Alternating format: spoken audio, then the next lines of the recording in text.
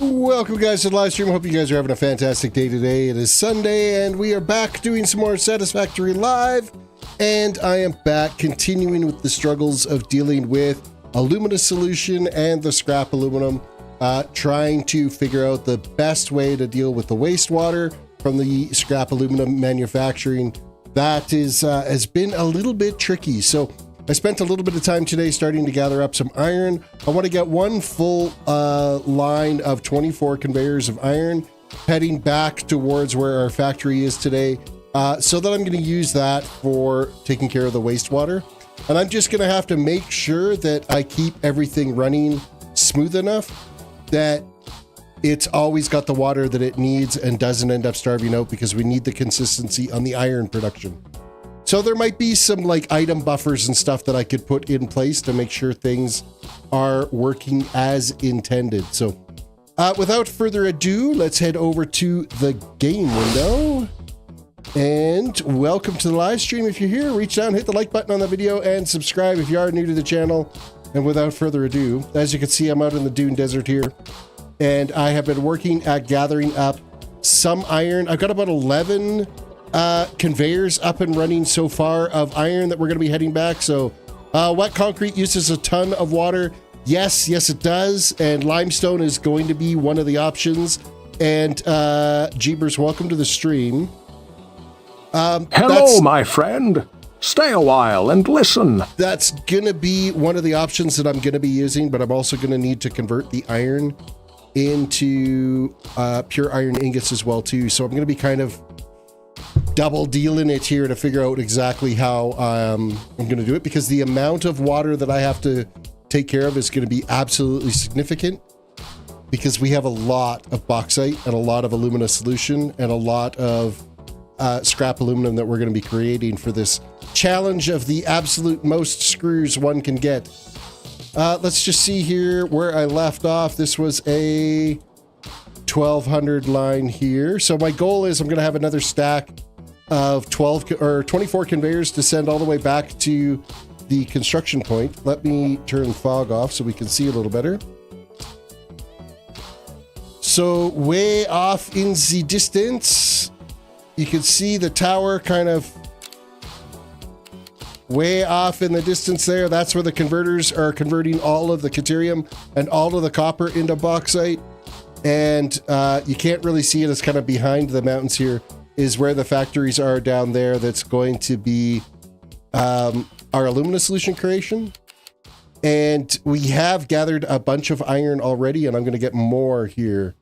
I want to get a full stack of 24 so I can use my blueprints to run all the conveyors back to at least get that. Actually, you know, I could just to get one line up and running and actually get a tally on our screw manufacturing. I could use the empty containers that I've made over at the one oil plant. Let's go ahead over and use those and just kind of run a dirty line over to kind of see what it would look like if we just containered the water and tossed them into awesome sinks. At least then I could have I could actually have some scrap aluminum being built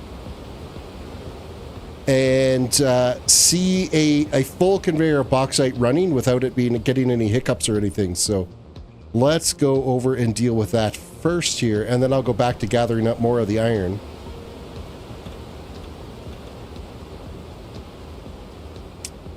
I think all said and done, by the time I'm done this entire project of making the most screws you can in this game, I think I will have used every single node except for uranium in here.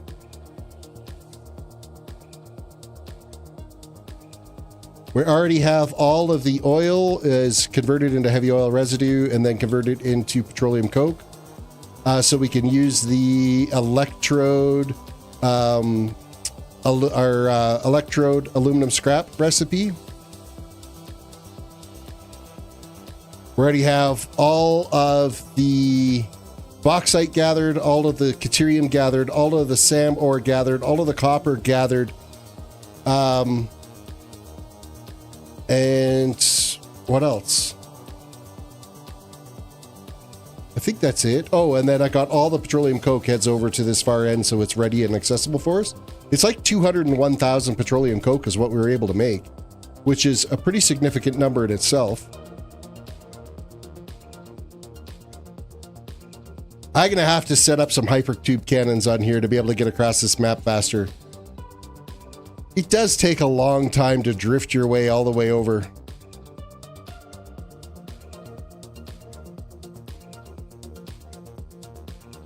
You know, when you turn the fog off, the area really does look nice to look around in. The reflections on everything, the lighting, the colors.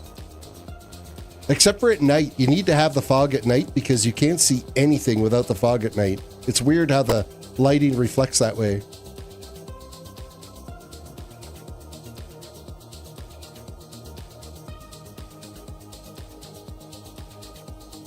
Almost back.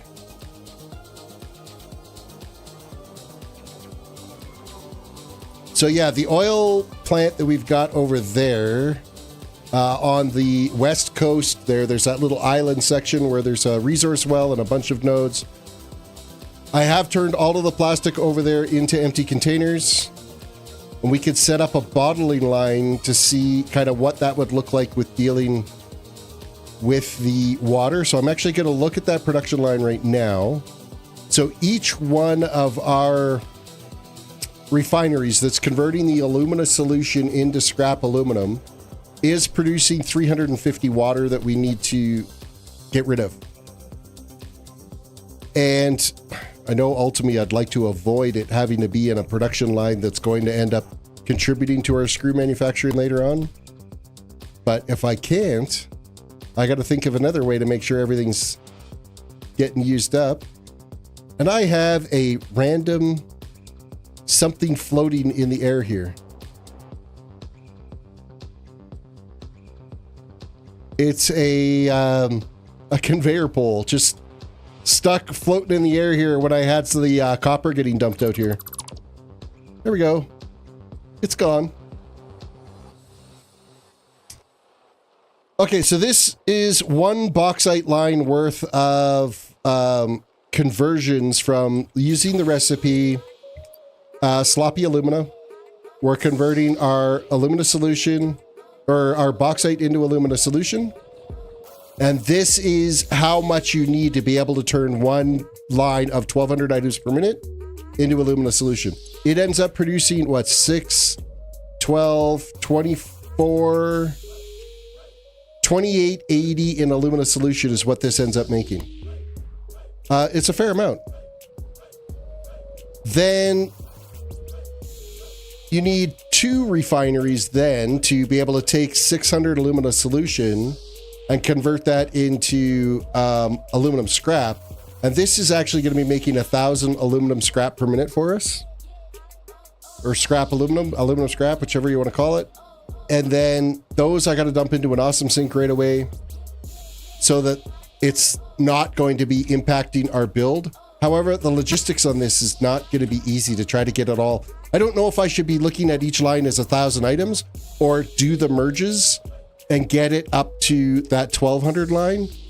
I might end up just dealing with 1,000 scrap at a time for the production line and just have them all, dumping into awesome sinks initially. Because this merger system that I've got set up here, it's just, I don't think it's going to flow very well once we get this all together. And then I think it's because I'm not actually producing anything. No, I should have fluid in here. Why there no fluid in here? None. Pipe segment. Why is this current amount in pipe is none? Why?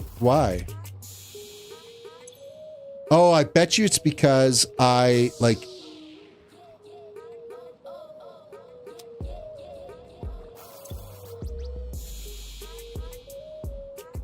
is it already full? No, there's no water in it.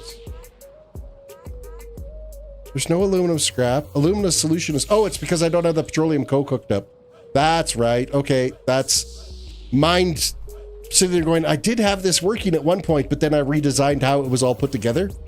And that's why it's not actually producing anything right now, because I don't have the Petroleum Coke hooked up to this. So this is going to be 3,500 water. So if I put some I think it's packager that we would need. If we lined that up just like so, and we go to packaged water, and we crank this right up, that's 150 water that will do. And that's going to take 150 containers. So it's a 1-to-1 ratio on the container manufacturing. So we're going to need to spread this out just a little bit more. We're going to put it out here.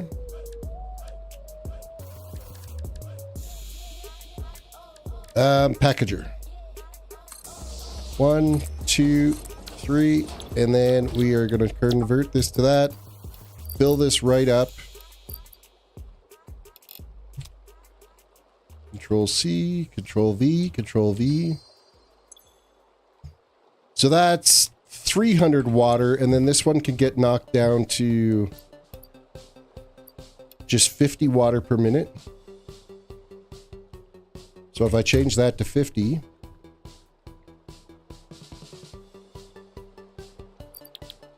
so that will be 350 water per minute right there.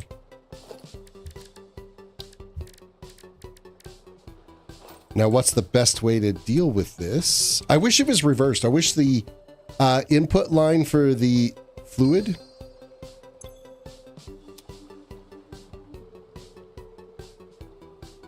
was on the bottom instead of the top.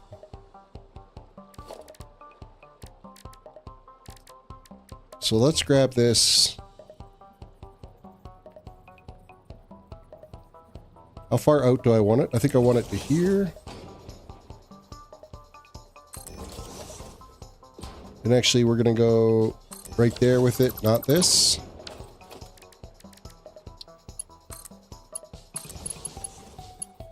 Put another one of these up.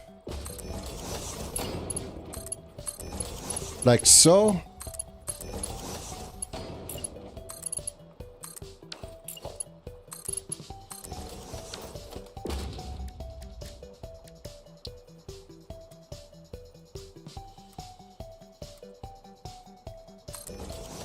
One, 2, and 3. And then our inlet line is there. This will shoot right across.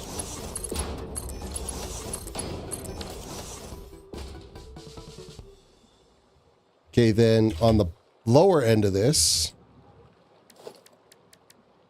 let's go with smart splitters.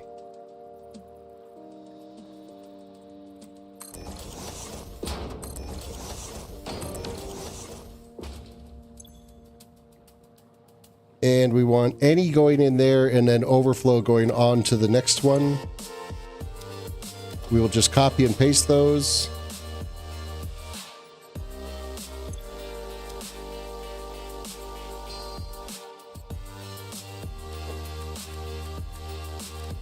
Exponentially, this thing is just getting bigger and bigger and bigger to have to deal with.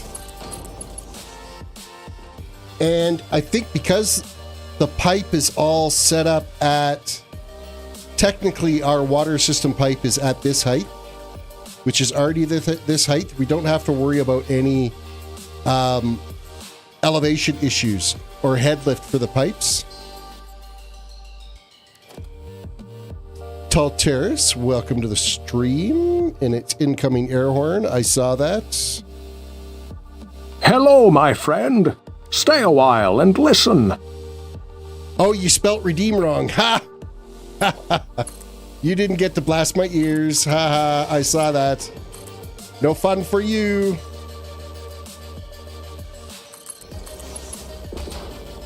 Let's do this as a straight line. There we go. That's going to connect like so.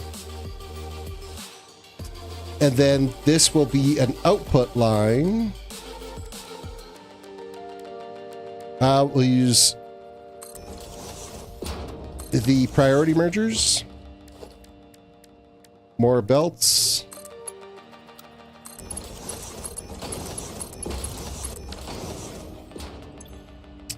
Okay, so that's going to be 350 output. And then container-wise, everything is a 1-to-1 ratio on input-output on this.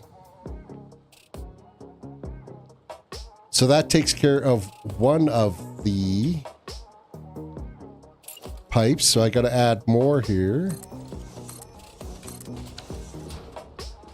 And we'll just copy this and go paste, paste. Copy this one and paste.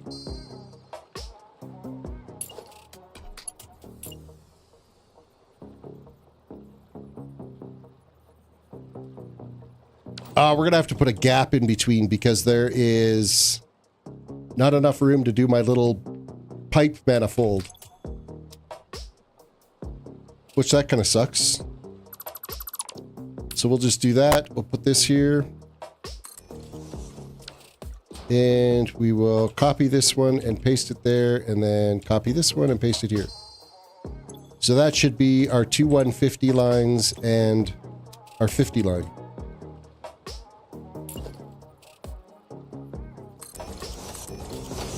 That is not the right spot for that. I wanted it there.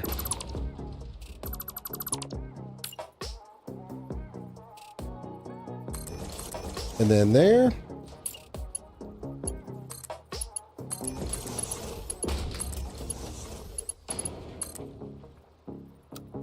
Back to auto, and then of course I skipped right past it.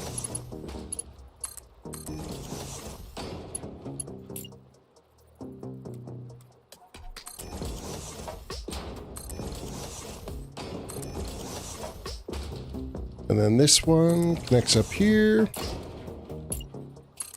Bring our feed line down. Those ones run across. So this will take care of our next line of 350.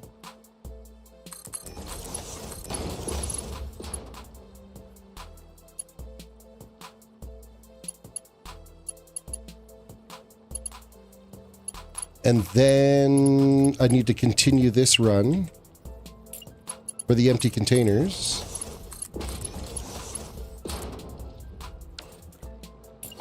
Straight on through to this line. Okay. We're getting there. Oh, seriously? That's not the direction that I selected it from. Man, I wish it remembered how you placed it last time, or how you grabbed it off of the one you copied from, so that it keeps the inputs and outputs all together.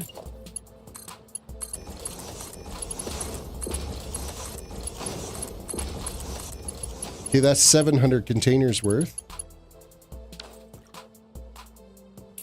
Skip one. We're going to add 2 more of these.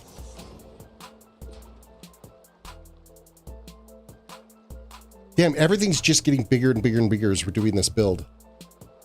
Going forward now, though, this is not going to be really needing to travel. Oh, you know what? I'm going to run out of pipe room. I'm going to very quickly run out of pipe room when I start adding in all the rest of these up here.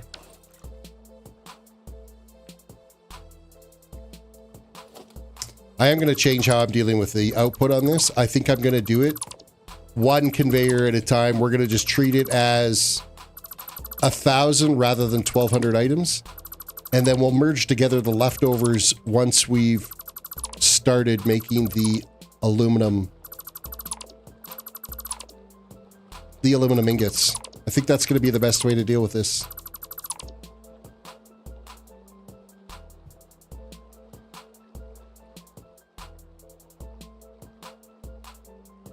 Because I mean, technically now from here,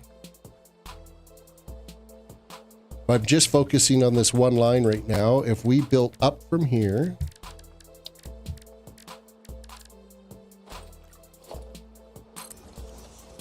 just want to build a platform up above the refineries.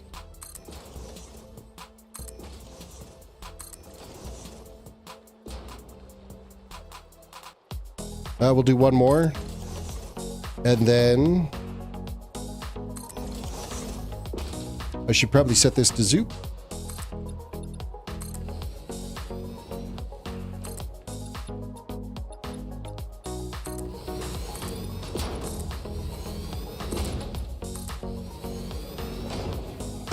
You've been busy, Chris. Welcome to the stream. Hello, my friend. Stay a while and listen. Yeah, things are coming together.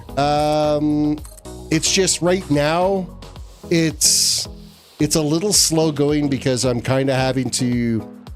I don't really have a plan with how I'm going to convert the bauxite into the aluminum that we need and dealing with all the wastewater. So I'm kind of playing it by ear as we go. So the first little bit, I've got 2,800 containers that are going to be coming over there. I'm going to sink some water as our first trial to kind of see what it's like. And I think for this, I'm going to put a floor hole right here. We're going to come straight out with this.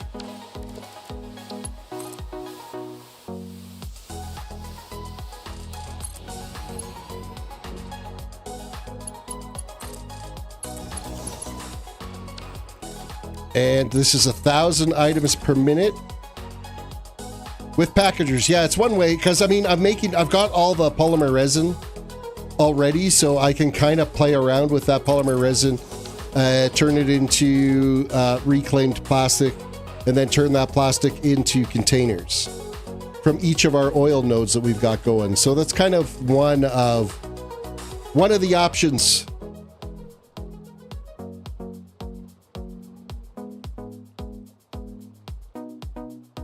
Okay, so dealing with 1,000 alumina solution. They're going to be going into constructors. I'm going to have enough room here. You know what? We'll do it here. I'm going to extend this out a little bit more.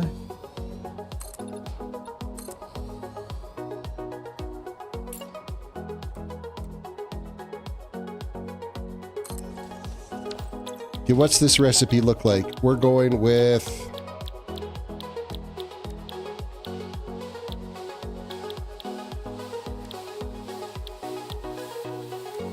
was it constructors? I thought it was constructors.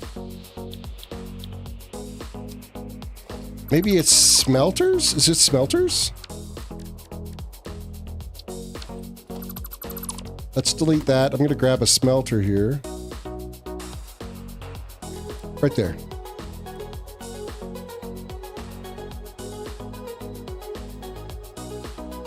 Why doesn't that line up to the corner properly? Oh, it's got to be because of the electrical connection. Pure aluminum ingots takes the aluminum scrap. So if we crank this right up and double it, that's 150 aluminum scrap. What if we do a target of...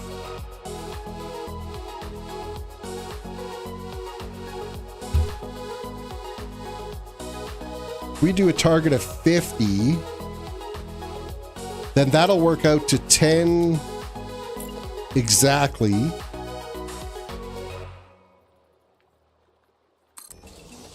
So 1, 2, 3, 4, 5. 1, 2, 3, 4. Okay. That'll take care of the 1,000 aluminum scrap. Smart split this. This is any. This is any. This is overflow.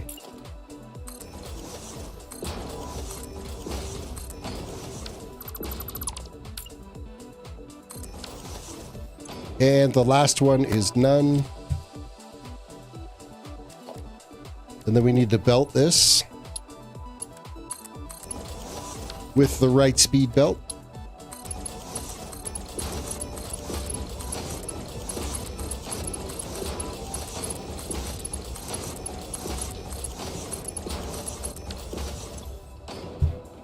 So this is basically a 1-to-1 ratio here again, because of our summer sloop that we're using.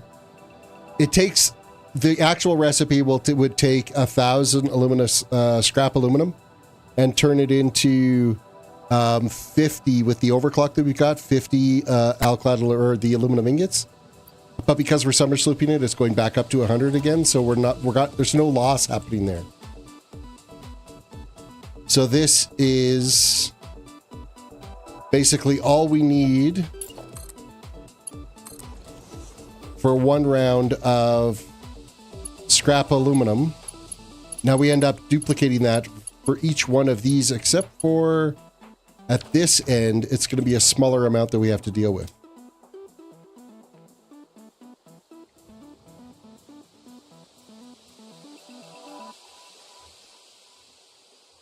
So if we double this up now, if I go here, we'll do one more in height on this.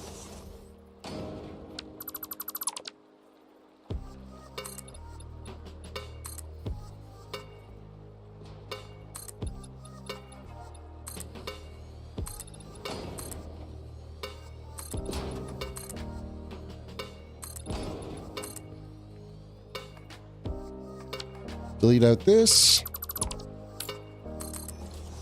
Okay, now this feed, just put a conveyor floor hole right, it's here on this one, and then here again, output side.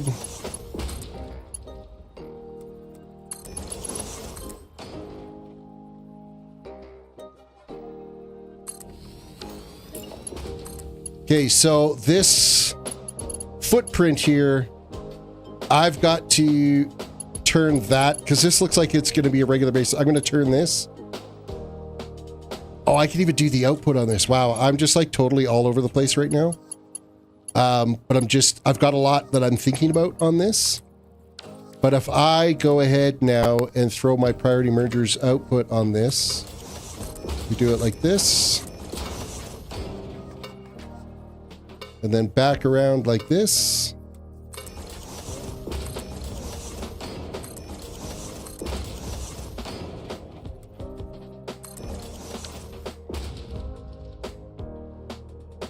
Grab some belts.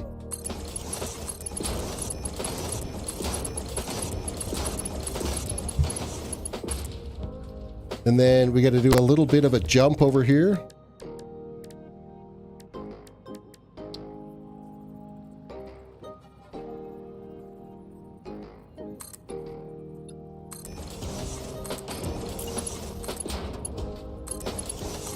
And then back to default build shape.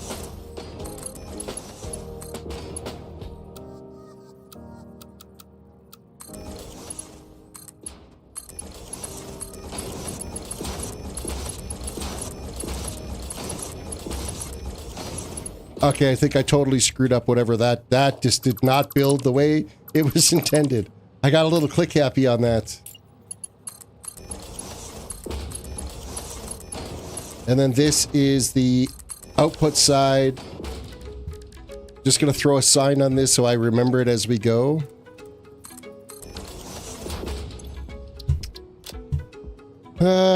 Aluminum scrap. No, this is aluminum ingots.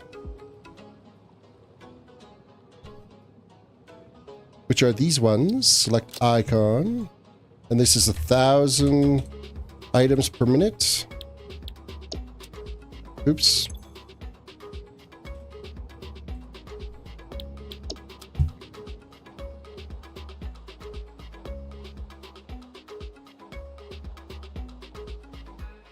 Okay. I think that's kind of a plan. Let me build a blueprint here real quick.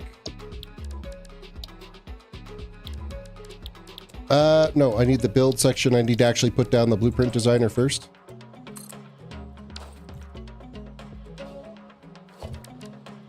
Okay, so we need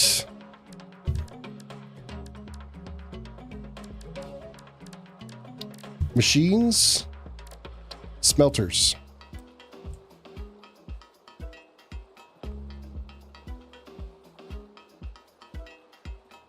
How many knocks is that? That's 1, 2, 3, 4. How many jumps do we get with that?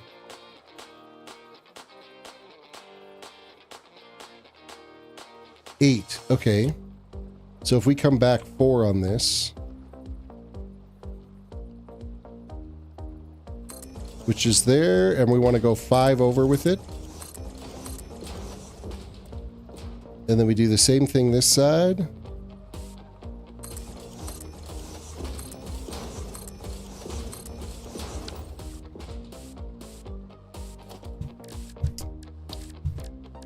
Logistics, I need my smart splitters now.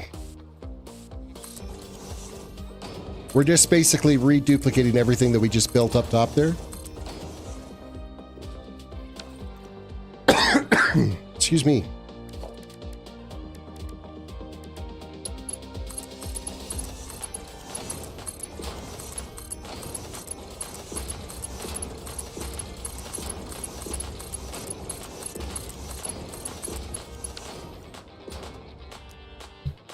Okay, do we have this set right? Did I grab smart splitters? I didn't. Ah, for crying out loud.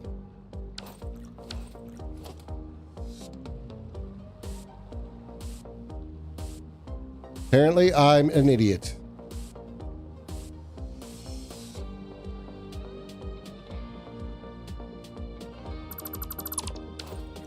And of course, if you leave you can't leave the conveyors in that because they won't re-hook up properly. You got to rerun the conveyors anyway. Smart splitters. I thought I had, but apparently I didn't.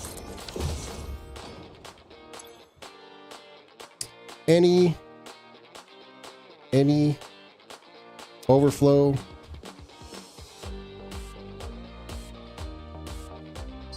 Yet I'm changing this last one to none. And then now I can throw the conveyors down.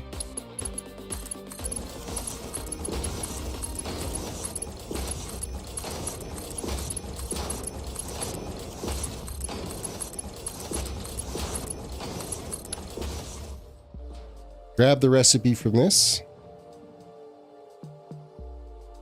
And paste away.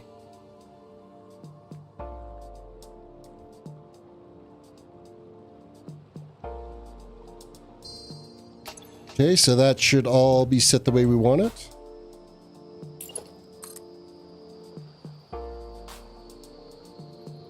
I'm going to leave this sticking out like that so I know that that's the input side.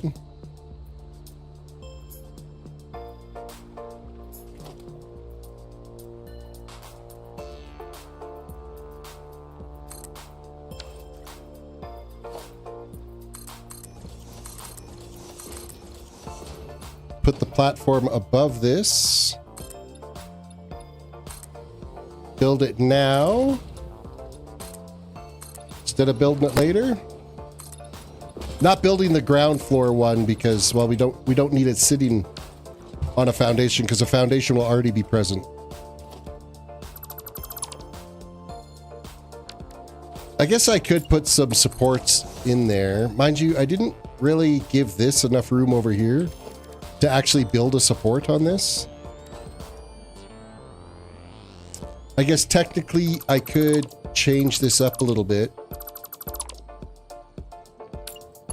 and let this head down the center line here.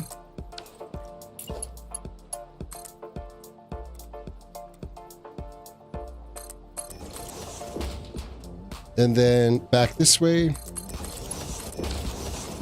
And then I could throw some supports in there. So let's go to architecture. Let's grab some small beams. Same for this one.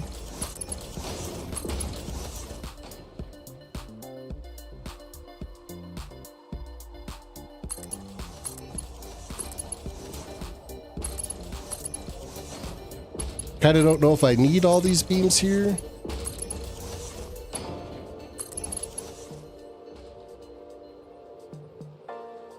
I guess it shouldn't be freestanding. It should be supported somehow. I guess I could put this in zoop mode. That'll make my life a little easier.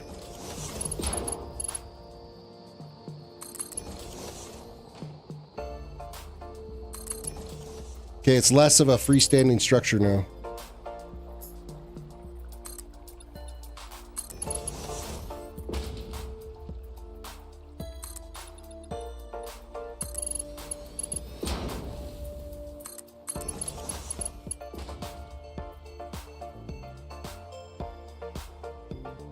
Same on this corner. I just don't know how this is going to impact down here. Oh, we missed any pipes. That's good news. I mean, it doesn't need to be structurally sound. It just needs to kind of get the job done for what we need it to do.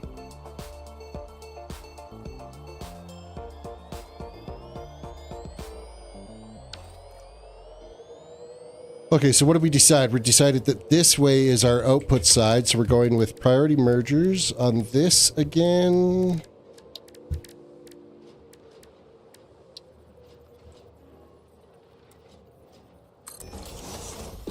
Two, three, four, and then over to this side.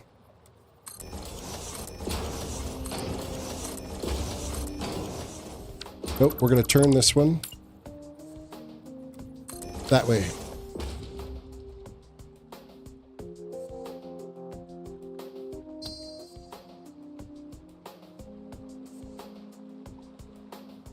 Okay, so this is where it starts at.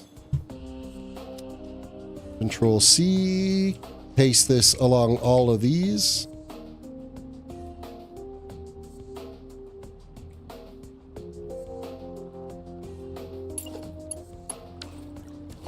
The longest part of anything like this is figuring out, okay, how do I want the blueprint to look? And then executing it, get it built, get it laid out exactly like you want it.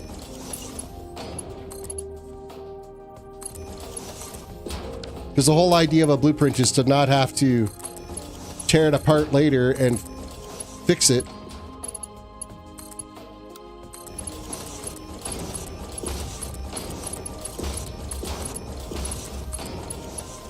We want it to basically already be default, ready to go once you're building it.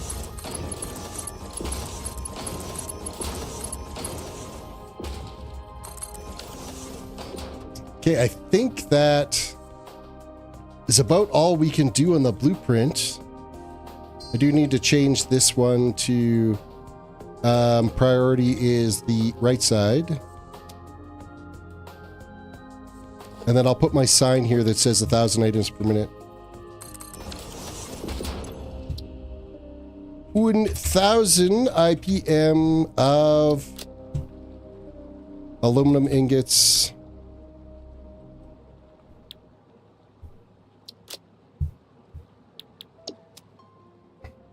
Oh, that needs to be 1,000, not 100. Okie dokie.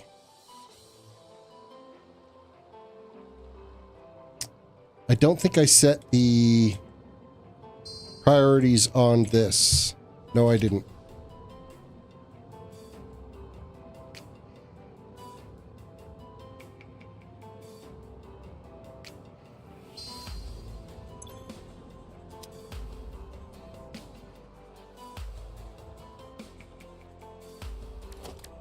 Let's throw our support pillars in this now. Architecture, steel beam, or steel pillar. That can go there. That can go there. There. And there. Okay, we can save this now.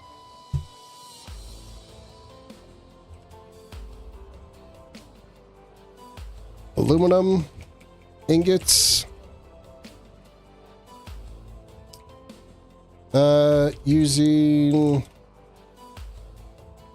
alternate recipe, pure aluminum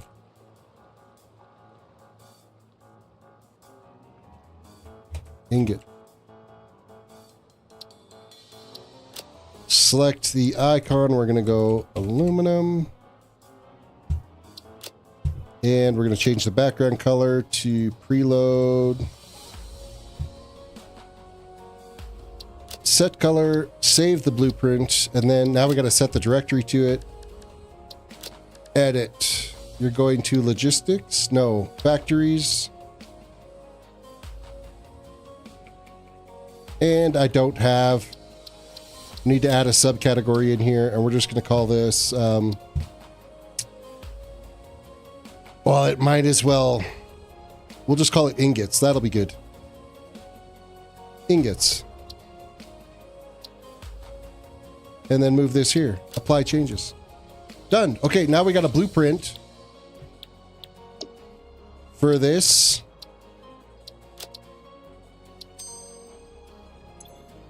Everything is summer slooped the way it's supposed to be, so we're good that way. Okay, let's clear the blueprint designer. And we're ready for the next one. I'm going to leave it up this time. I'm not going to take it down. But we can build our next blueprint up here for the aluminum ingots. Wait, why is that so much smaller? Okay, we're going to reload this. Load a blueprint, factories, aluminum.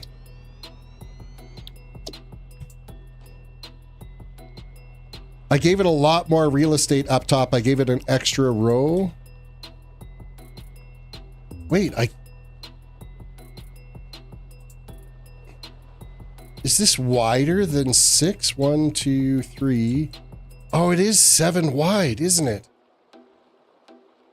Okay, so we're going to just remove all this out of there. Actually...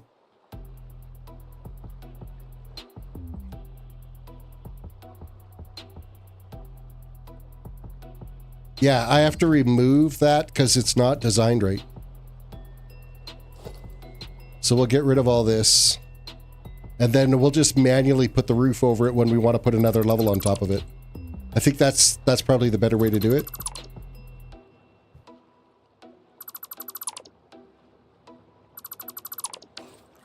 Okay, let's save this. Save blueprint. Name already exists. Yes, overwrite it. That's totally fine. And then clear the blueprint designer, close it, and then let's head back over here. Blueprints, factories, aluminum. And we are input to here. Is there a way to line this up properly? Oh, I didn't end up...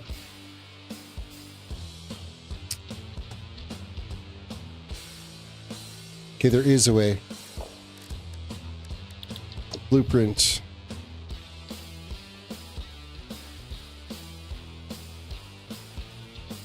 Can I get a little closer? I can't really see. I think that's right. No, it is not anywhere even close to right.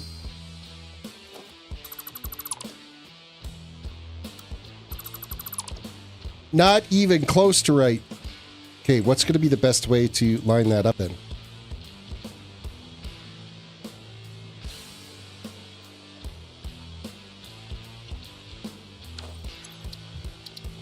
Load the blueprint. Like I said, the hardest part, getting the blueprint set up.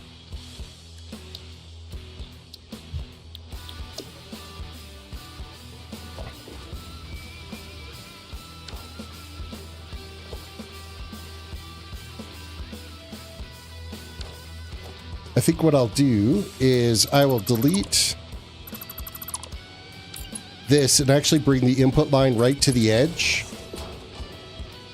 Because then I can line that up right to this edge to build it. And then everything should work out flawlessly. And then I'll remember to delete this piece out here too.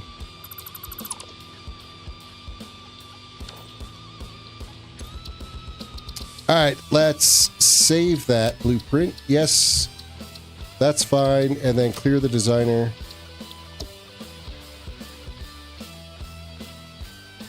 Let's try this for the 12th time.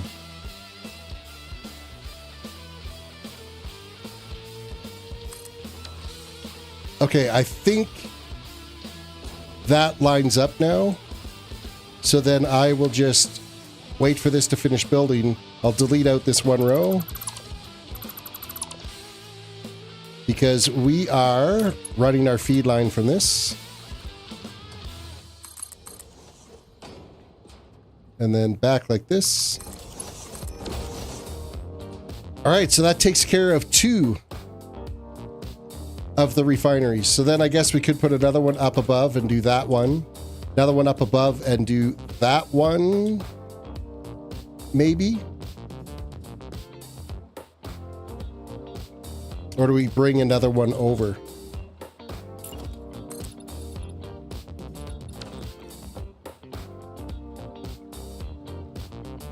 Okay, so this is wastewater dealt with.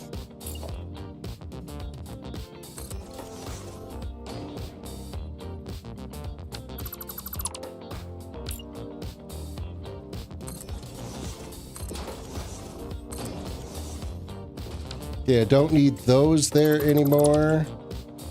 That was just as we were trying to figure out what was going where.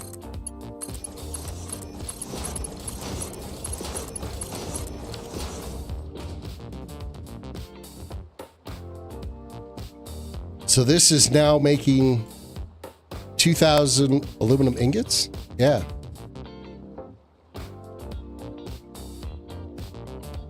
Okay, we're making some headway here.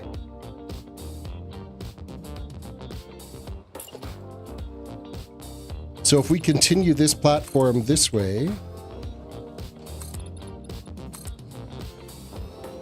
I think if we stack 3 of them on top of each other,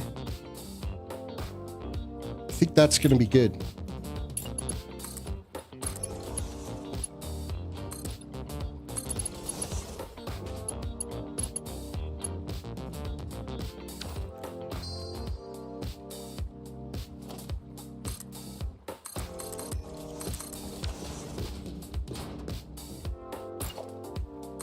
Add another roof layer to this.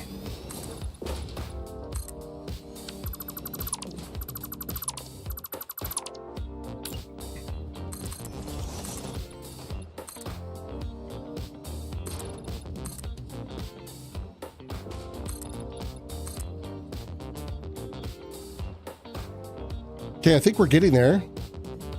Hello, just shoveled a metric ton of snow. Hope all is well. Anthony, welcome to the stream. Hello, my friend. Stay a while and listen.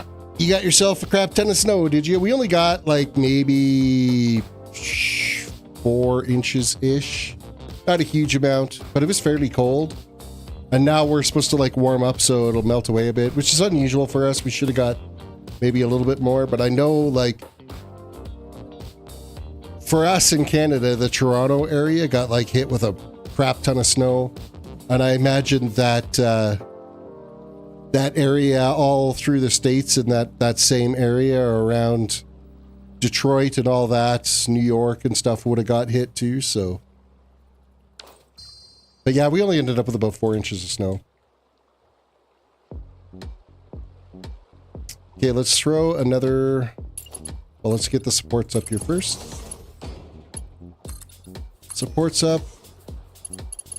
Let's grab another blueprint.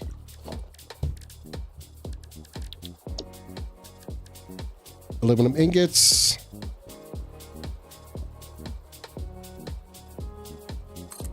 Lines up right there. And then conveyor hole to line up with this.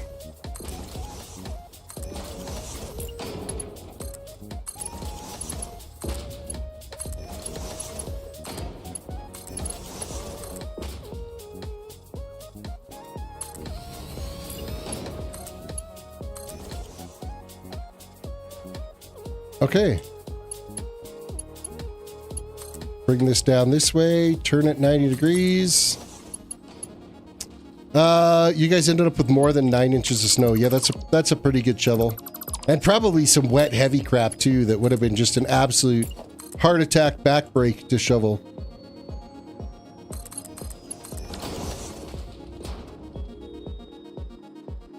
Okay.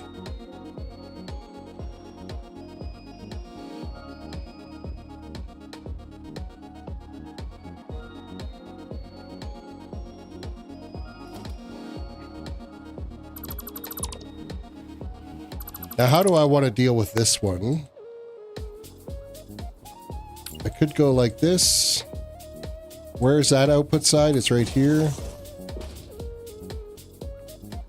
We'll add one more layer up on this. No, it was light. Oh, that's good. You could almost use a leaf blower to clear it off then.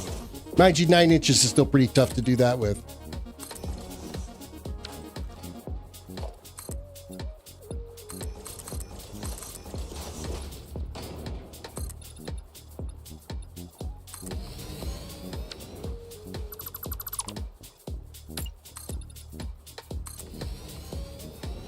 Okay, so this last little bit that we're putting up here,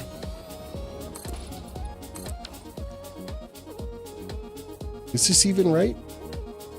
Do I need to be, or is this? Oh no, it's another 1,000 anyway. I guess it's fine. Everything's 1,000 coming out of it. Oh, it's not till this end one that I gotta worry about it. No leaf blower manpower.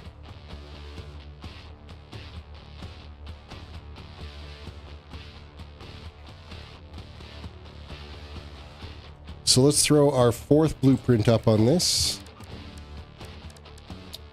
Logistics. Nope, blueprint.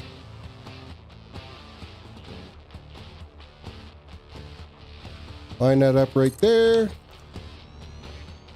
Let that finish building. Put this right here.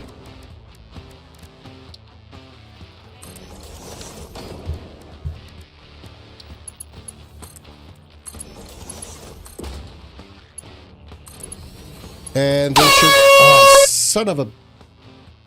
Yep, I'm awake. Thank you, Tall. I appreciate that. I appreciate that so much. Okay, we're going to turn this 90 degrees. We're going to delete this.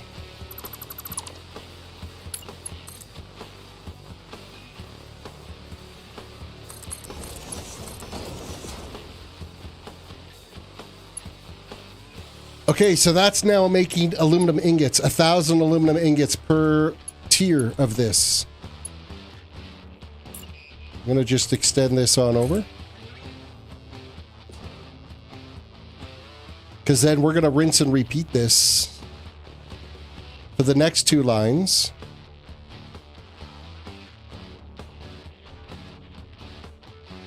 And then figure out something for the end of this a little bit.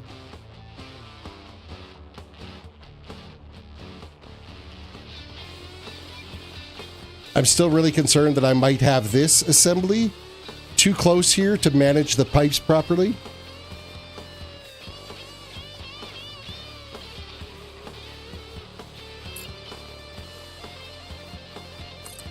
One, 2, 3, 4.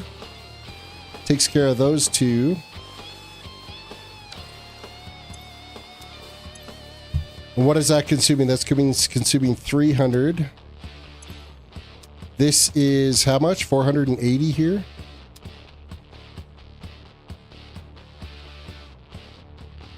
I didn't even finish building this. I gotta add more water to this.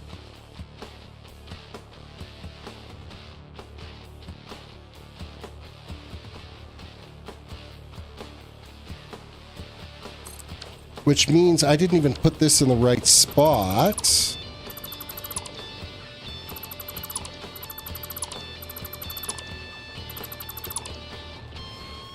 Because this needs to line up with that.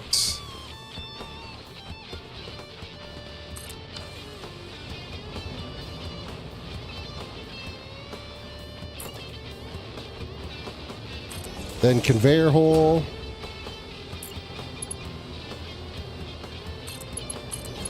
That drops down. That drops down. That feeds in there. And yes, I did put a water pump on this just because I didn't want to run into any head lift issues. But this needs to be underclocked to... Or not underclocked. It had to be just set at 240. No additional anything. And then this is just a straight conveyor line over to here. We'll make it perfect. Because this is 1,000, 1,200 bauxite is what that is. Knock, knock, knock. Ren, welcome to the stream. Hello, my friend. Stay a while and listen. How is Ren this fine evening? It's a good time to remind everybody to reach down, hit the like button, subscribe if you are new to the video, and ring the notification bell so you can be notified when I'm live again.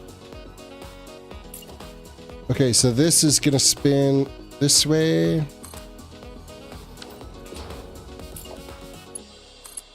Connect that over, add our pump or our valve, check valve. Check valve. Check valve. You're snowed in. Ugh.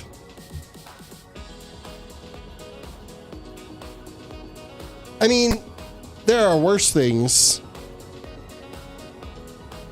Sometimes I would like to just get a good enough dump of snow that we could just like have a nice quiet day. There's no cars on the road. Everything just seems so much more peaceful and quiet. As long as you still had power and everything, I think I'd be okay with being snowed in. Okay, so that's cranking out alumina solution until this tank is full.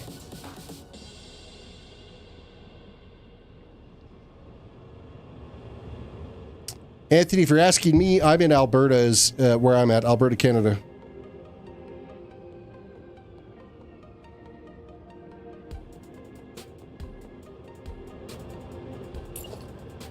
Okay, we're going to continue this line down. And actually, I think we could block this off here. Nope, we're not going to do that. That's the wrong height.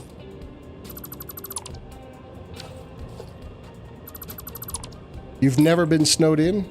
We've been snowed in a couple of times where I'm at. I remember a number of years ago, my kids were still relatively young. We were shortly after we moved into the house I'm in now. We ended up with, I had an Impala is what I drove for our primary vehicle. And it was completely drifted in. I had to shovel out the car to get to it. That was a very much snowed in day.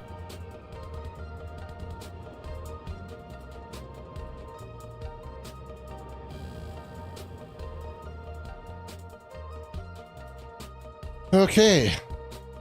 How is this looking? Is it looking like a factory? I think it's looking like a factory. Is it a functional factory? I don't know yet. I don't know. So those, we'll do this one. This is 480 we got to deal with. So this is going to deal with 300 of that.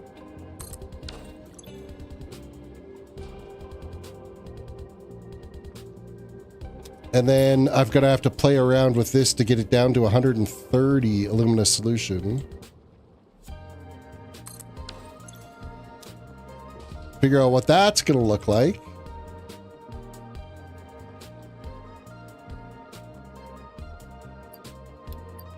So what if we take out everything? That's 180 alumina solution. We need to get down to 130. So what if we change this to 250?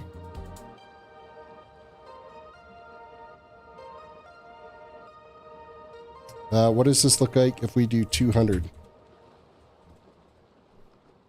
200.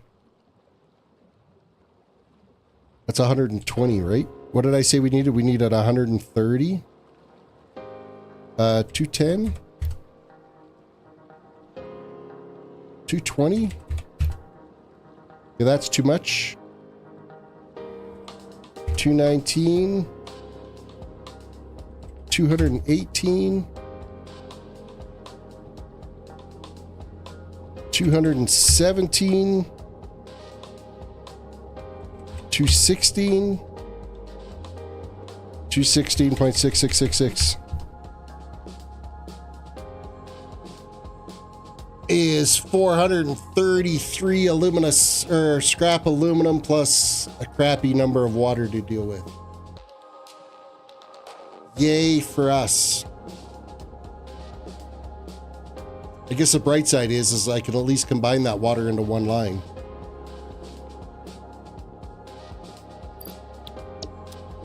But that takes care of our 480 line here, because this is filling up at a fill rate of 480 alumina solution per minute. So this is using... Oh wait, this is only using 300. This needs to be at 280. Oh, I'm...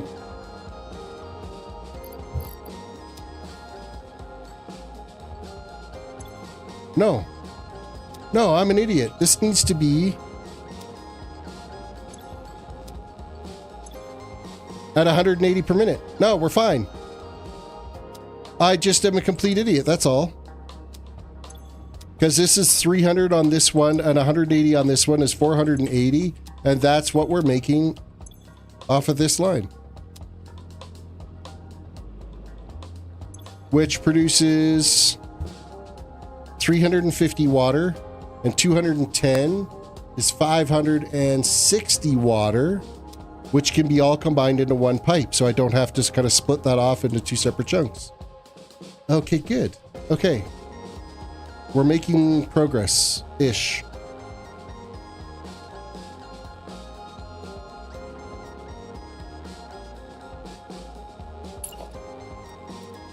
So then this needs to be built this way.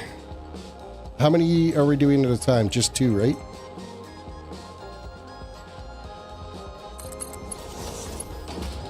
Put our riser in.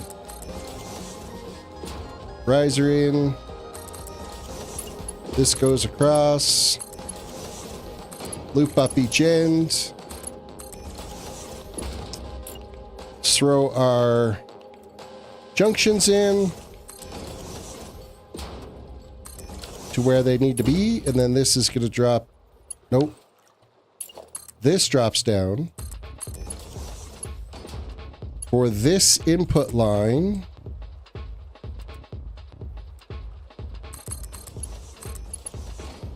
For right there.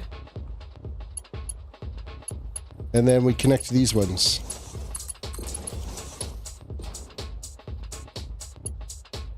And then we do the same for this one.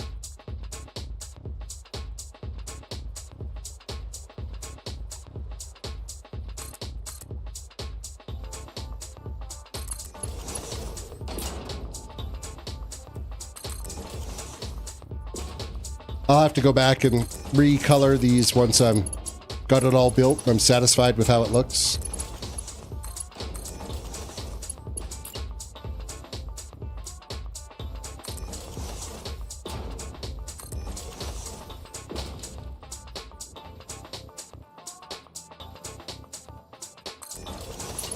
Okay, you're going to drop down like so. And feed this up.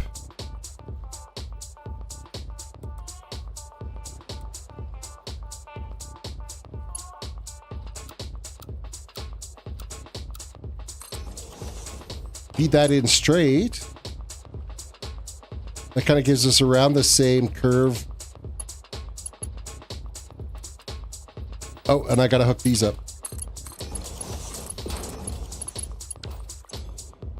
Alrighty. We're getting there.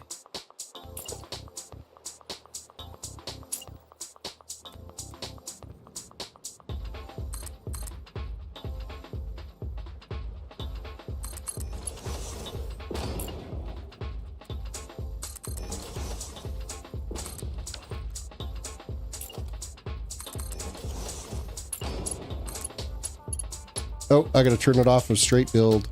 Go back to auto.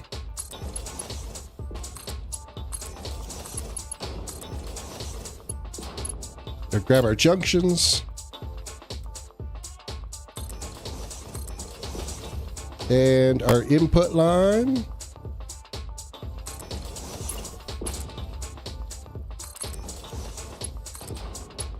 And I'm going to turn this to a straight pipe. And connect them.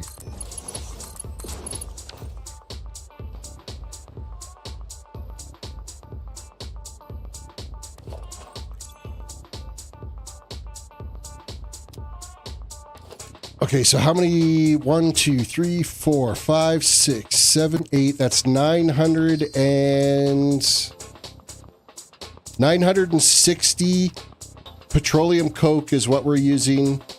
So less than one of our conveyors of Petroleum Coke will deal with one of our conveyors of bauxite. I think that's a pretty reasonable workout on that. To get us our scrap aluminum. Let's finish building that input side. Conveyor floor holes.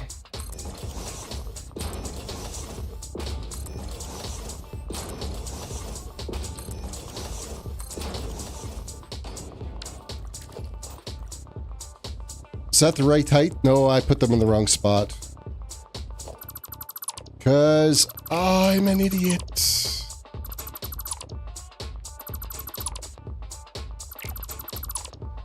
Let's try this again. Conveyor floor holes. Coming out just one spot on that.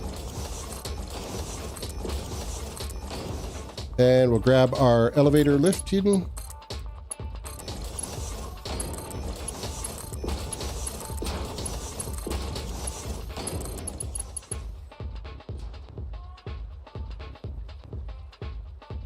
Okay, let's go back down here now. Nope, we're going to grab these just so I can get them lined up properly. I'm going to pull the elevators down, and then we'll delete them and reconnect them once I get the splitters in.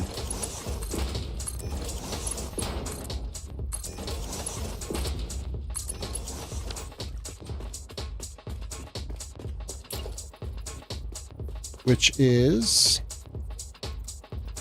that way. That way. I know the conveyors aren't connected right now. I'm just doing this for making sure that everything lines up right.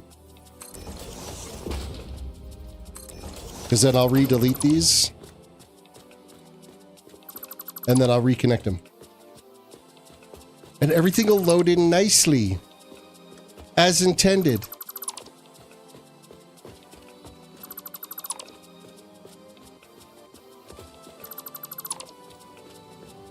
Okay, those ones are already done.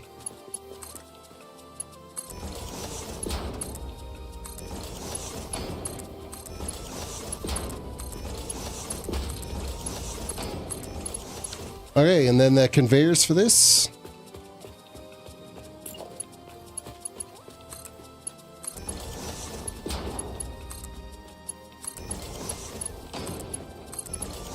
I have like 168 full conveyors of Petroleum Coke to deal with. So I don't even think I'm going to worry about the leftover of this. Whatever is left over on this, it's going to get tossed into an awesome sink somewhere. I just don't know exactly where that's going to be yet. It might be out this end. It might be out that end somewhere. But I will just throw the leftover Petroleum Coke into an awesome sink. Then that way I know it won't impact oil production. Will keep working because it won't shut down the production line at all. And we won't end up with it backing up anywhere here. I think we'll be in good shape. Let me just make sure that these are configured right. Oh, they're so not. They're actually not configured at all. You need to be any to the left and then overflow out the center. Control C.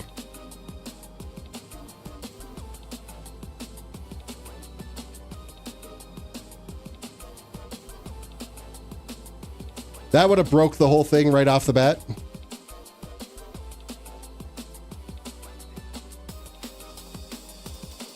Okay, I think we've got that end figured out. I'm still... This section is going to get dealt with the containers that we're making right now, but I still don't know if this is the exact way that I want to handle this. And I might be tearing this apart and moving it further out, so I've got more room to deal with pipe logistics here.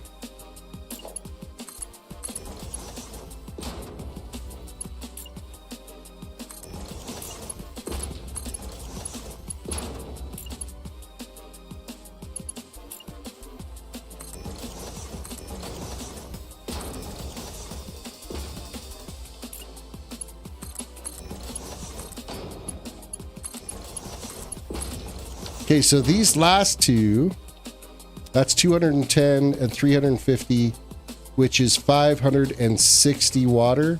We can actually combine this line. We'll do it this way.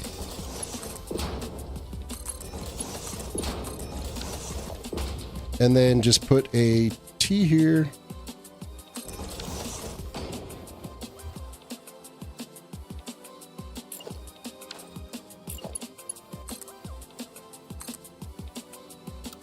Yeah, I don't understand why on these builds I have to noodle these pipes. Just doesn't make any sense.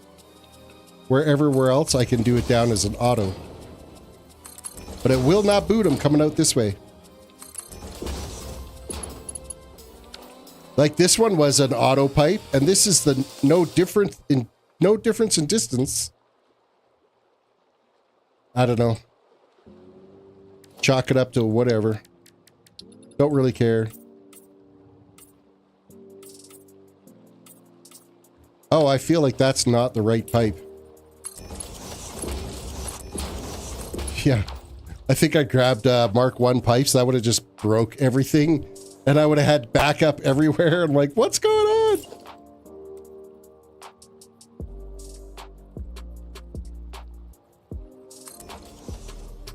Okay. That lines up. That lines up. That lines up.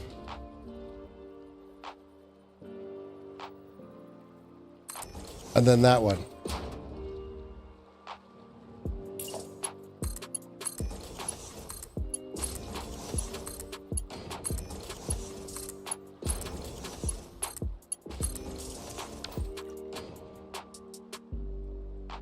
Okay, let's throw some check valves on that to prevent sloshback from the fluid buffer.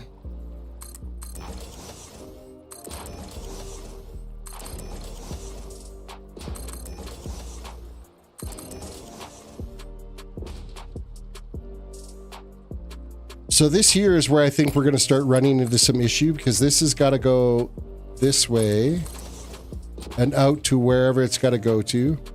Let's just say out there for now. This one.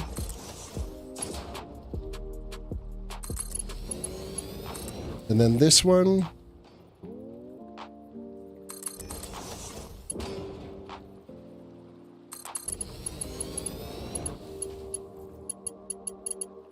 Because this pipe's going to go off that way. This one will go off here. This one's not going to go off till somewhere over here. Yeah, I don't have enough room for all this logistics. I got to shift all this out at least a couple more blocks. So it's a good thing I didn't like build that whole line and be like, oh, well, it'll be fine. We're just going to nuke it out and fix it.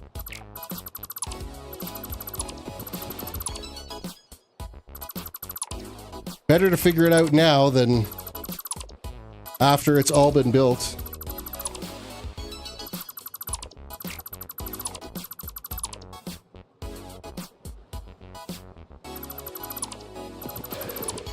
And I'd rather not delete out foundation here, so I'm going to try to do this carefully. Like that.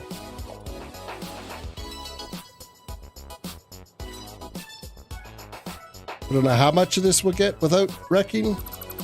I think I'll just do it in little bits. It'll take a little longer, but...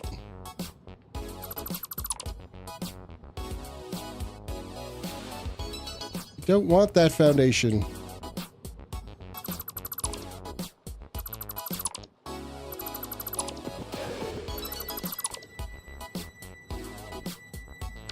Oh, seriously? It's not. Rocket science did not click the foundation. Okay, we're gonna move this out because we're at this distance now. I figure if I go 2 blocks. The only downside with using the smooth concrete is you really can't see the edges. So that's where it was. That's where it... the new spot is going to be here.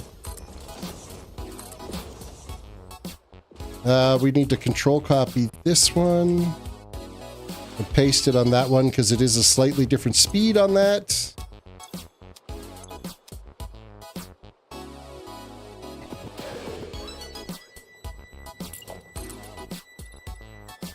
Throw a bit more foundation out here so we got more room to work.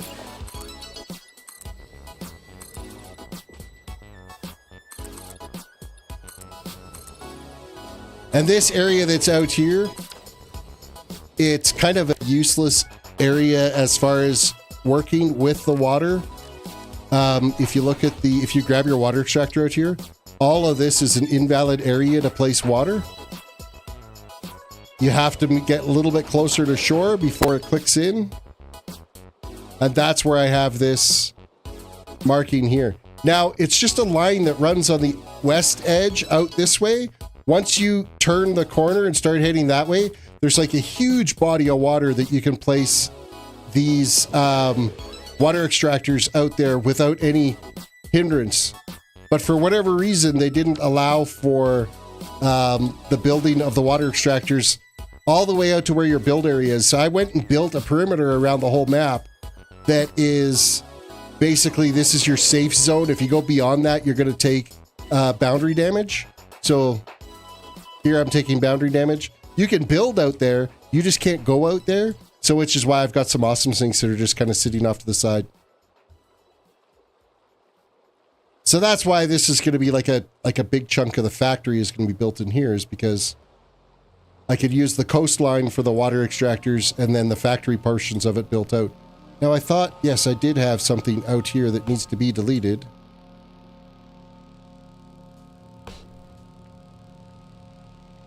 None of this needs to be here. I think it was because I was going to demo building out here and then realized I couldn't actually do any building. I think that was in an earlier live stream.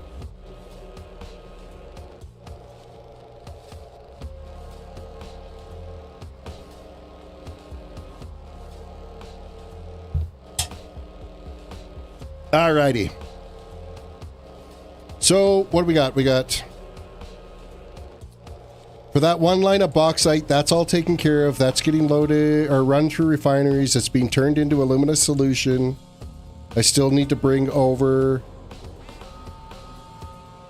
the petroleum coke. So then our alumina solution is then being run through refineries and turned into scrap aluminum. And then we've got the scrap aluminum being turned into, well, for 4 of the machines, being turned into aluminum ingots. So let's continue with this platform out here now.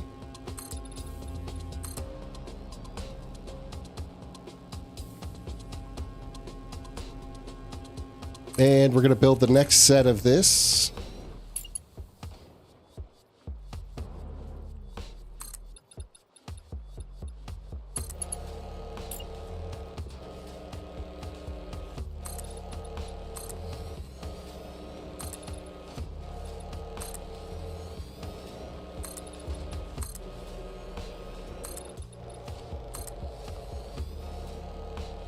So this should cover, what, 1, 2, 3, 4 of those, right? So 1, 2, 3, 4. But this foundation actually goes 1, 2, 3 right here. I believe. Or not foundation, the steel support pillar. And right here. Not that it really needs to be there. I'm just building it for the sake of building it.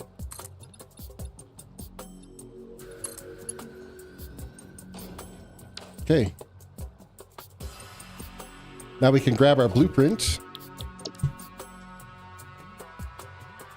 And we gotta have it facing this way again. And I believe it's right to this edge.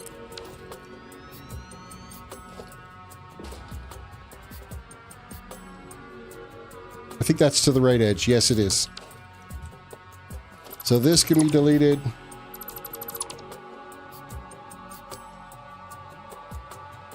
And then we got to deal with a little bit of logistics. This is kind of in the way, which kind of sucks a little bit.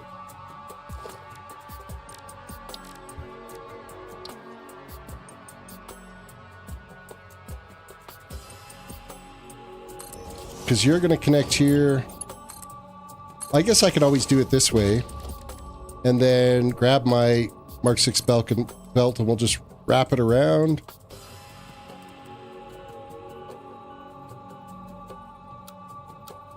Switch that to default. Go this way. Bring this down this way.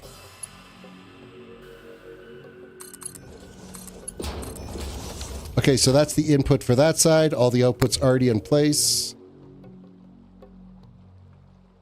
Okay, we're getting there.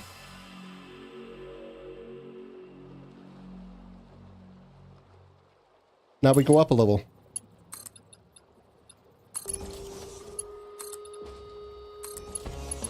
I didn't include the, if you weren't here earlier when I built the blueprint for the factory, I didn't include the foundation because it was too wide for the 6x6 blueprint designer.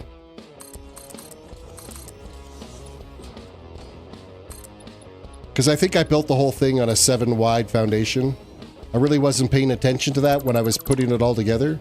But I wanted to make sure I had enough room to be able to fit logistics around it. So that's kind of why the first one I built this way, and then I went and loaded it into... duplicated it in the blueprint designer.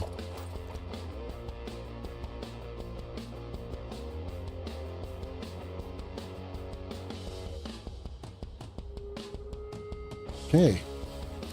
Next, blueprint. Aluminum ingots. But not standing on whatever Lovejoy was. Need to be right there. Figure out my input line. It's right here. Oh, I should probably finish hooking this up.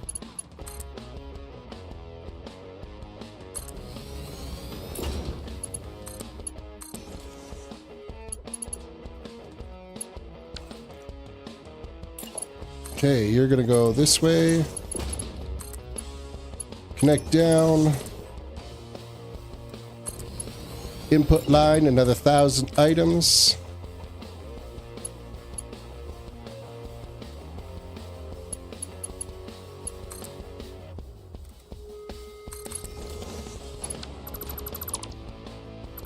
Delete out my marker conveyor for the start point. 1, 2. In that goes. Okay, that's the next layer done.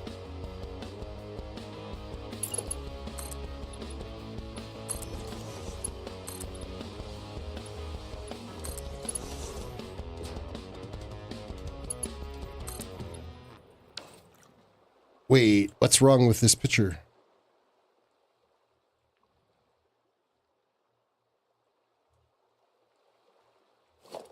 This doesn't need to be here like this. Oh, I built this bottom one too far.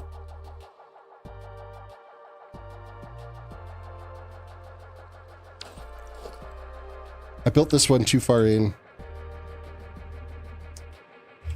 F, delete.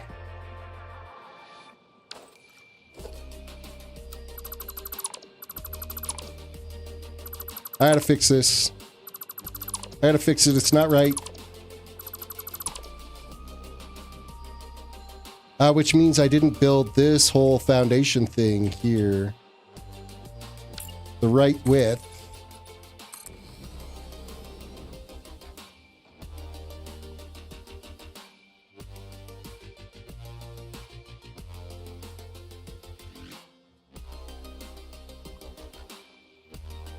Or had I, and I'm just like, what is this? This is 1, 2, 3, 4, 5 wide. 1, 2, 3, 4. Oh, we got the width right.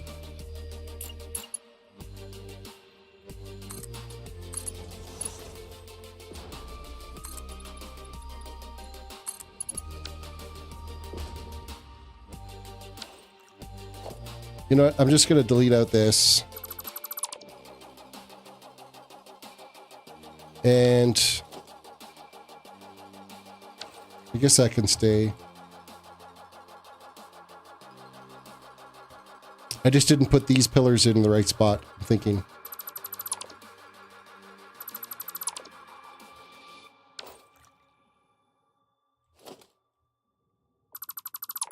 I guess it comes with not actually having a plan as to how I'm building this.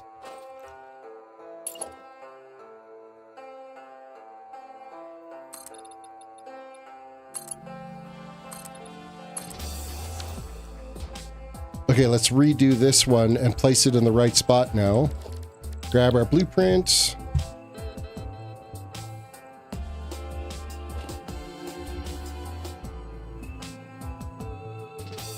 Okay, you should be right there. Yeah, that lines up better.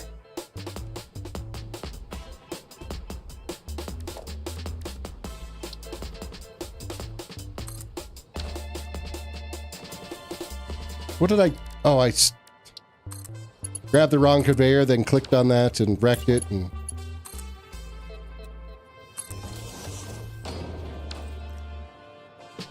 let's delete this out now. I think everything actually will fit properly here now. Because we will bring this to here. Done. Okay. Crisis averted.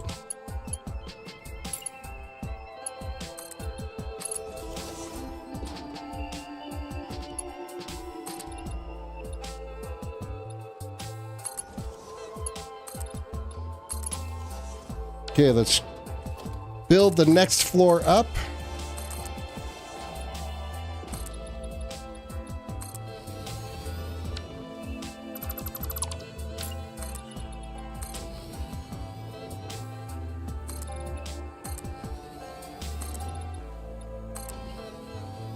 And so what is this gonna get us?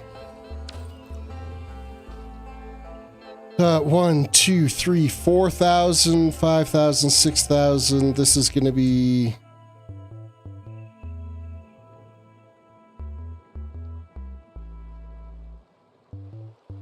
One, 2, 3, 4, 5, 6, 7, 8, 9. 9,000 ingots? Yeah, because it's a 1-to-1 ratio of scrap aluminum to ingots. So 9,600 ingots is what we're getting out of this. I can live with that. I can live with that a lot. I just got the notification now that it's my live stream is up. YouTube notifications are absolutely amazing. I've been live for like an hour and a half, and I just got the email notification. Hey, Tourist DWDC is live. Thank you, YouTube, for being amazing. Which is why I post on my Discord. I post on the Satisfactory Discord. I post usually on Twitter, but Twitter's like, man, that platform is so dead and not very useful anymore. It's hardly worth the effort. blueprint, aluminum. And where is our center line on this? That is right there. L connected. So you're going to go right about, I think you line up right on this center line, don't you? Yes, you do. Right on the edge of it, which is right there, and right there. You're going to go that way.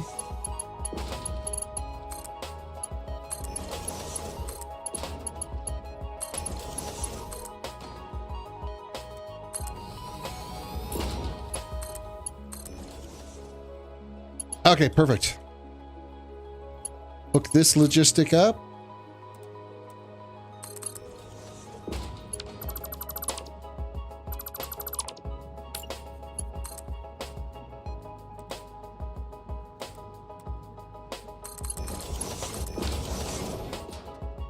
And then build the fourth floor.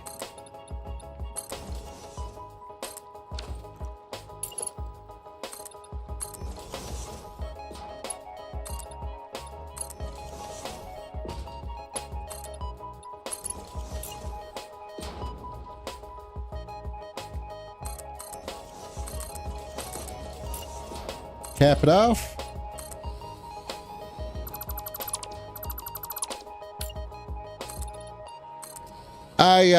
This is for... All this is for one conveyor of bauxite. How many conveyors do I have? There's 20 here. There's 41 here. So that's 61. And... 1, 2, 3, 4, 5, 6, 7, 8, 9, 10... 72. So everything that I build here, I got to repeat 72 times. Oh my God. We'll see you in 2028 when I get this screw world record broken. For crying in the... Okay, I'm going to just... I'm going to paint this real quick. We're going to go to the customizer.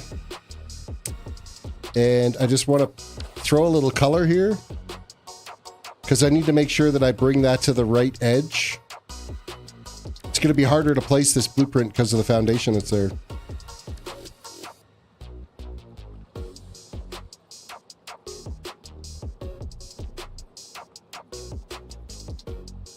Oh, just one. Come on. There we go. It's tricky to move it. That one little nudge is just sometimes not easy to do.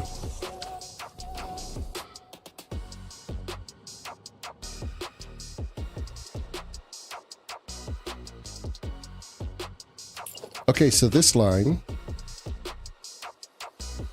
Wait, if you were 1, 2... Oh, everything just shifted over a little bit, which is why this one... I think actually lines up to fit inside it. Right there, right there, right there, and right there.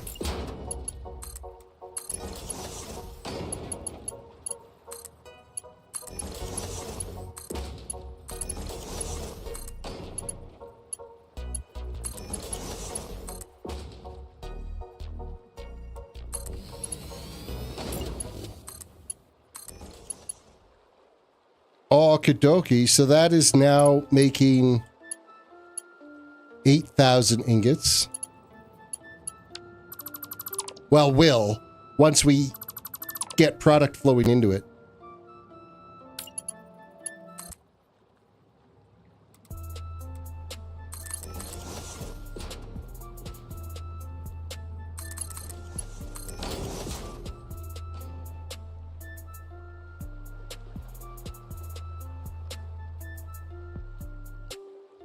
All right, that's looking acceptable.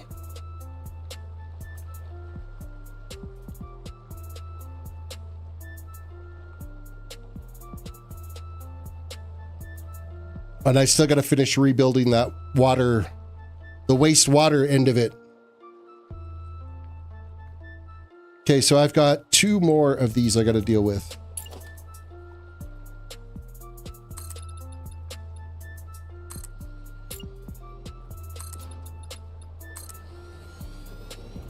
Okay, so what was it? 5 wide? 1,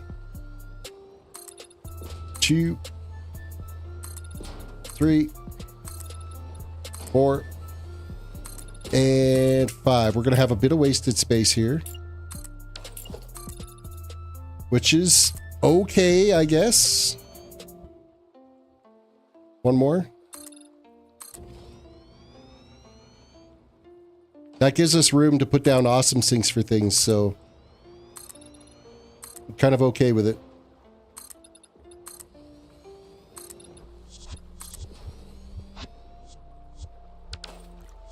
I don't think we need this edge out here, so I'm going to delete that out. Only going to have the stuff, like, the tiers that I need built for what's... Oh, but support-wise, I might need that. That might be a problem.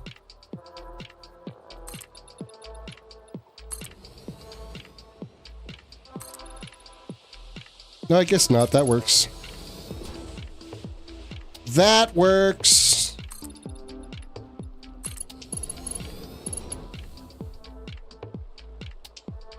And this can just kind of freestand here. I don't care. It's not like I'm trying to get an architectural degree out of this. But I guess we want it to look pretty.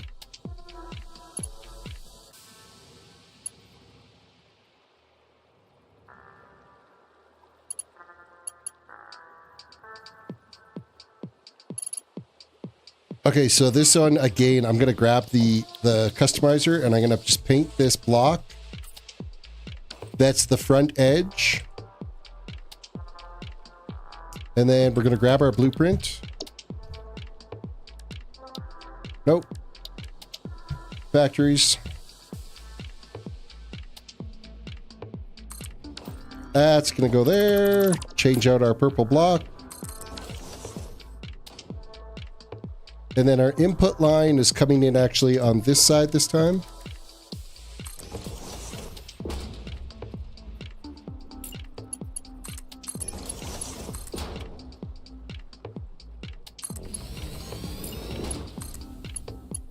Thousand items per minute.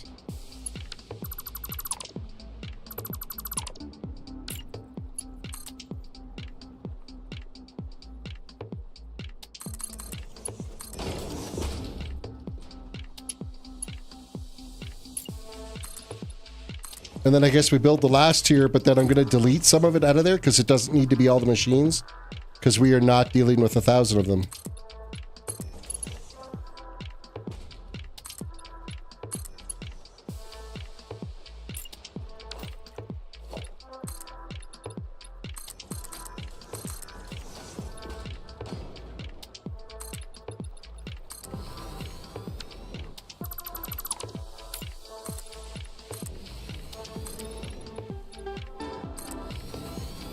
Everybody's like super chill tonight.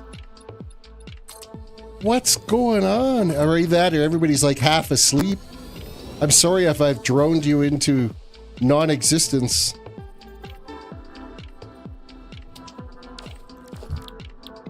Blueprints. Oh, we're gonna get woken up by a creeper. That'll wake up anybody.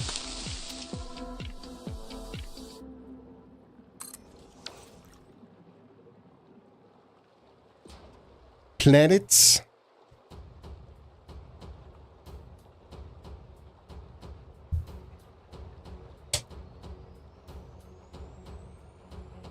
Okay, so how much are we actually dealing with on this last one?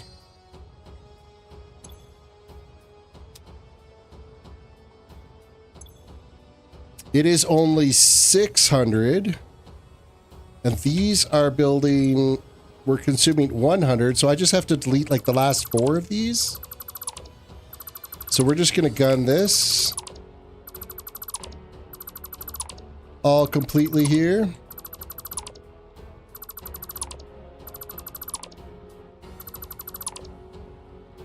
I'm just looking at how much it'll cost to go to Japan. Yeah.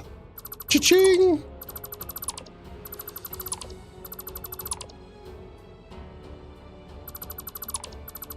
As cool as that would be, my boss at work is actually going in March to Japan. Okay, I'm going to move this sign over and I have to relabel that because it's actually only going to be 600 items on that. I got to delete this, delete this, delete this, build this, facing this way. You're going to go like this, and we're going out to here.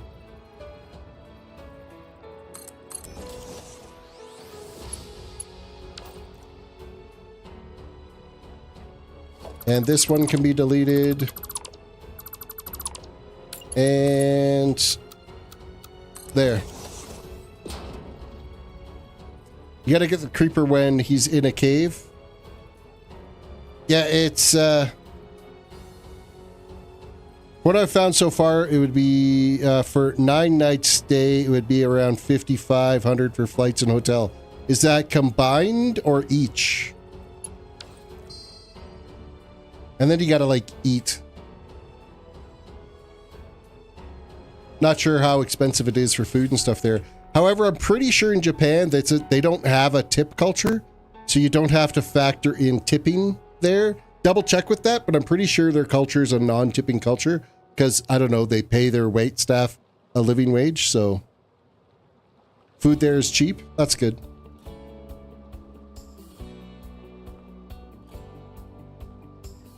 Okay, this needs to be set to none. And you need to be edited to 600 items per minute, not 69,000 items per minute. There we go.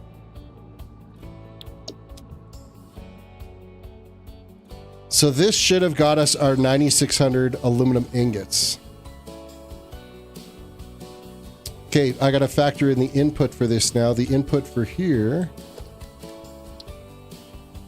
is on this one, on this plane, right there.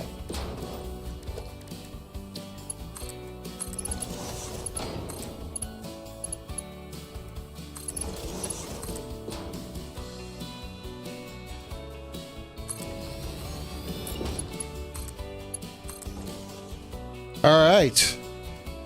So that's dealing with scrap. All the scrap aluminum is now dealt with off of this one bauxite line. Nearly. Converting it into aluminum ingots.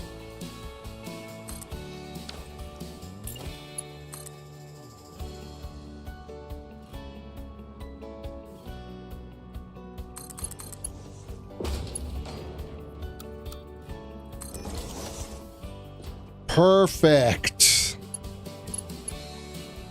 Okay, let's deal with this whole wastewater debacle I've got to deal with now. I mean, I like the idea of packaging because then it's using the plastic that we've got.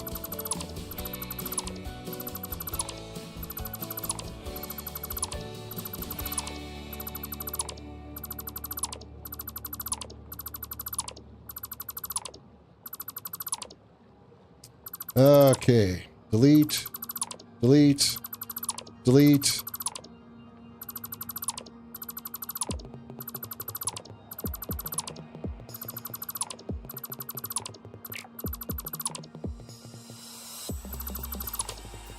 That's that.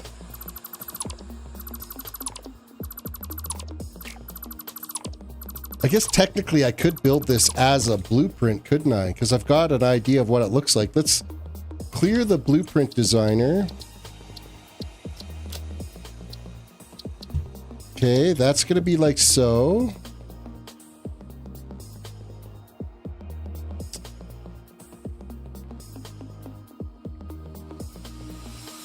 Spoon is currently in Japan, and some of the meals he's getting are between 10 and 18, depending on how fancy the place is. Tip culture is toxic, Ren said. Changed my mind. No, it can be. Here, it's an average of basically 20%. Her tips alone will pay for us to go. or a loan paid for us to go to Cuba. Yeah, that's, I mean, on the flip side though is she doesn't get paid a living wage, so she has to rely on tips to be able to make the money to go on a, you know, to do anything with it. You can barely pay your bills off of the salary you get when you're in the service industry. So in North America, we live off tipping, where in Japan, I'm pretty sure they are, it's a non-tip culture. So they are paid a living wage and you're not expected to tip on your meals and stuff. But it could be Korea. It's either South Korea or Japan. I can't remember. So you want to look into that.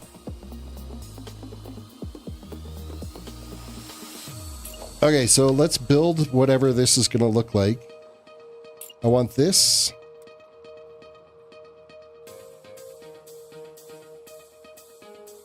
Japan is the non-tip culture. That's good. So we're going, we'll go 1, 2, and then grab the smaller of them.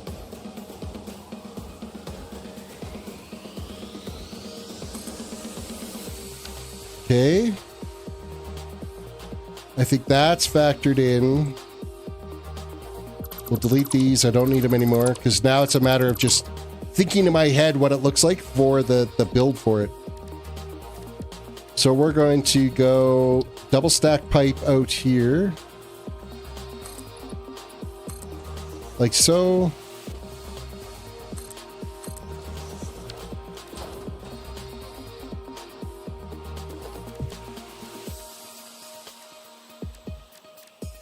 And let's grab some pipe, run it across, connect up each little bit here.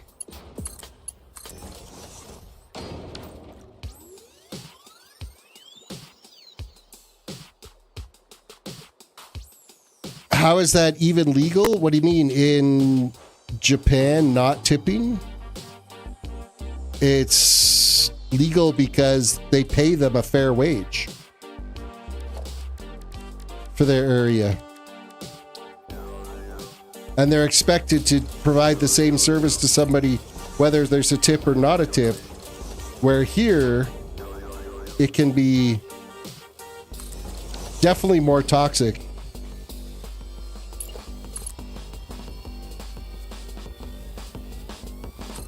That's going to go like that. Then these go straight across. Like so.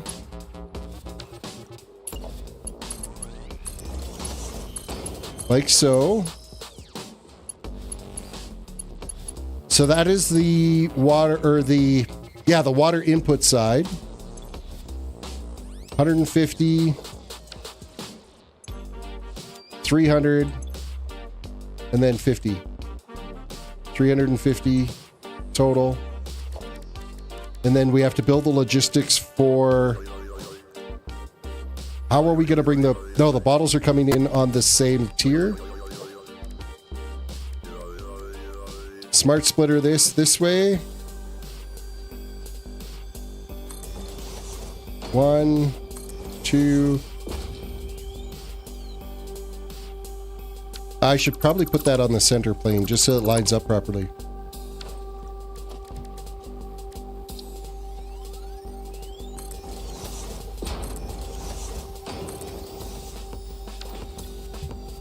Okay, so any in this side overflow goes straight ahead. Any overflow. Any overflow. I guess I could have just copied and pasted that. Salaries being below living wage, it's just the way it is. Minimum wage is not living wage. Like minimum wage, you can't. Minimum wage in Alberta is $15 an hour.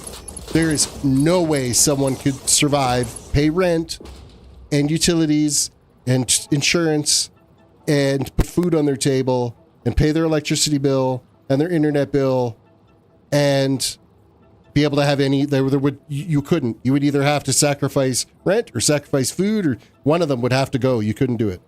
So you'd have to be roommates and everything to be able to pay for, I mean, the rent is freaking ridiculous in our area. Okay, so that's the input side of that.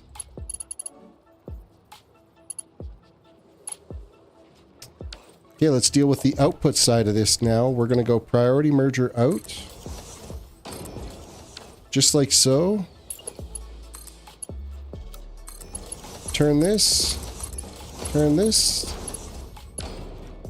Okay, I'm not actually going to put this conveyor here. Kind of don't want it there.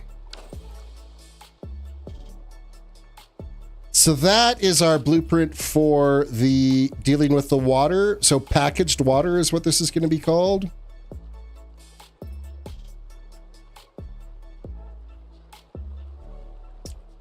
Packaged water. And select the icon. We'll select a water bottle. Background color, preload. We'll set this one, save blueprint. Where am I going to put this? Eric, welcome to the stream. Not looking forward to the aluminum production in my game. Oil was crazy enough. Let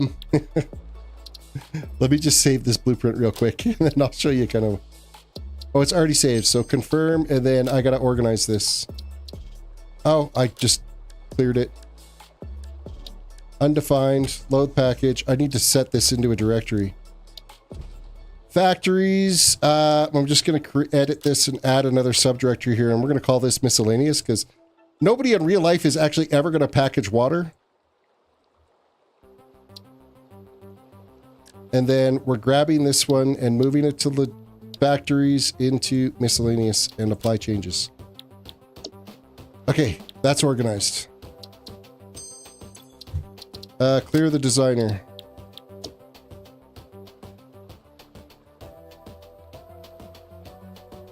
Oh, and Eric, you didn't get one of these. Hello, my friend. Stay a while and listen.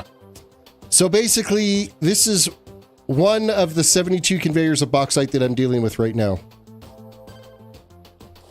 This feeds down here and runs into these 5 refineries. And these are set using the alternate recipe sloppy alumina solution. And the reason for that is you could just add water and turn it into alumina solution. It uses a little less bauxite to produce the same amount of alumina solution. And then we're taking this alumina solution and we're refining it again into electrode aluminum scrap. So we're combining alumina solution and petroleum coke, which I don't have here yet, but it's coming. Petroleum coke to make scrap aluminum is what that's happening. And we've got all of these refineries that are taking care of all these ones. So it's basically for every one of these refineries is 2 of them that are turning it into scrap aluminum. Downside is we end up with wastewater when you're dealing with aluminum. So you need to get rid of that wastewater or your whole factory will shut down. So because I'm making 201,800 petroleum coke, I have a whole lot of polymer resin. I'm recycling that polymer resin into plastic, and then I'm turning that plastic into bottles, and then I'm going to bring those bottles over to here, and that's where this blueprint comes into play. I am going to place this. We got to line up with this here, and I'm going out a good distance with this just because I have to deal with lots of logistics on it. So this one little cluster will deal with this pipe of water coming out of here. So this gets an input of plastic containers in here. It ends up making bottles of water. And then I'll take this bottles of water and dump it into an awesome sink. And that gets rid of my wastewater. So then the scrap aluminum shoots up to the floors above here. And each one of these, because I have it summer slooped, is making 1,000 scrap aluminum. So each floor is handling one of these refineries, which is making 1,000 aluminum ingots out of here. And so we're going to have all of our aluminum ingots out on this side. My next phase after this is I'll be taking these aluminum ingots and I'll be converting them into aluminum beams, which, I don't know, through the magic of construction, we're able to, I can't even remember, what is the build pattern for that? Let me just see. Production. Is it a constructor? Yep, aluminum, alternate recipe, aluminum beams. Takes 3 aluminum ingots. Actually, we're going to be cranking this right up and overclocking the crap out of this. 56.25. Okay, that's probably not the best number. We want to probably get this down to like 50 somewhere.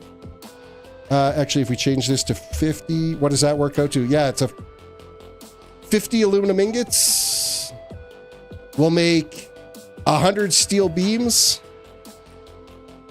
And then I believe it's another constructor. Alternate recipe. We can make steel screws.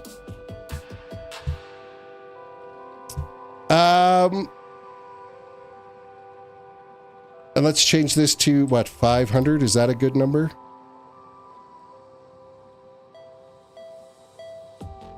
Uh, 600?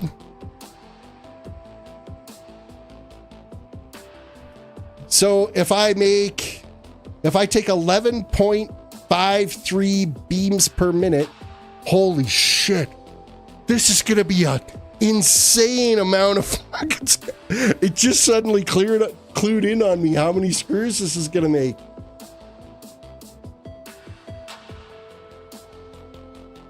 What? It's going to be a lot of screws. What I plan on using that water to make wet concrete or pump into some coal generators, that's definitely doable. That's one way you could be dealing with it for sure. Except for I'm going to be using the coal to also make steel with iron to make steel beams that way as well. My goal is, the overall project here that I'm working on right now is the most amount of screws you can make in the game. And I've just all of a sudden realized that it is going to be an astronomical number. I think we're going to be well above 10 million screws per minute in the overall scheme of how this is going. Jesus. That's nuts. That's insane. And we're going to be well over 10 million. And man, am I going to have enough physical real estate to do this? 10 million plus screws? Yeah, that's the goal. I want the world record for the most screws. So far, like basically when I did, you're just screwing yourself. Yeah, no kidding. The funny thing is my save game, it's called I'm Screwed. In fact, I'm going to give this a little save here right now. Eventually, this was going to be the next video in my video series that I'm doing of like mega factories. Because I did one where I took all the coal in the game and I turned it into a coal generator and it made a ridiculous amount of power. And then I took all the iron in the game and I turned it into pure iron ingots and it made like a ridiculous, like 170,000 iron ingots out of that. Then somebody commented in that and said, hey, you need to go back, or somebody did a video that made like 4.2 or 4.3 million screws. You need to break that record, try to break that record. So I started thinking about it. And I think I can destroy the record. However, I am slightly cheating. I have power turned off. So I'm doing 0 build and 0 power requirements to build everything. So I'm basically kind of playing at what you would call, if you're playing Minecraft, would be creative edition. Secondly, I'm not having any restrictions on how much summer sloop I'm using. So I can use as much summer sloop as I want. As long as the machine will take summer sloop, I'm adding summer sloop to it. With that said, if anybody wanted to challenge to the way I'm doing it, of which I have left room, it's just way more complicated, that if somebody wanted to try to beat the way I'm doing it, they could go and use the other recipes to be able to beat it, but it ends up being a significantly more work with not as much gain on the whole manufacturing end of it. So that's the overall plan here right now. So Summer Sloop is unlocked because I believe the planet can only provide you, it only provides you with like 104 Summer Sloop, I think. I'm using way more than that. Any machine that can take it to double my output, I'm doing that. But flip side is anybody that wants to try this challenge over and above what I'm doing, they can do the exact same thing. There's nothing stopping them from doing that either. So I just keep spawning in Summer Sloop when I need to add more. And I'm using it. Like it's definitely a thing.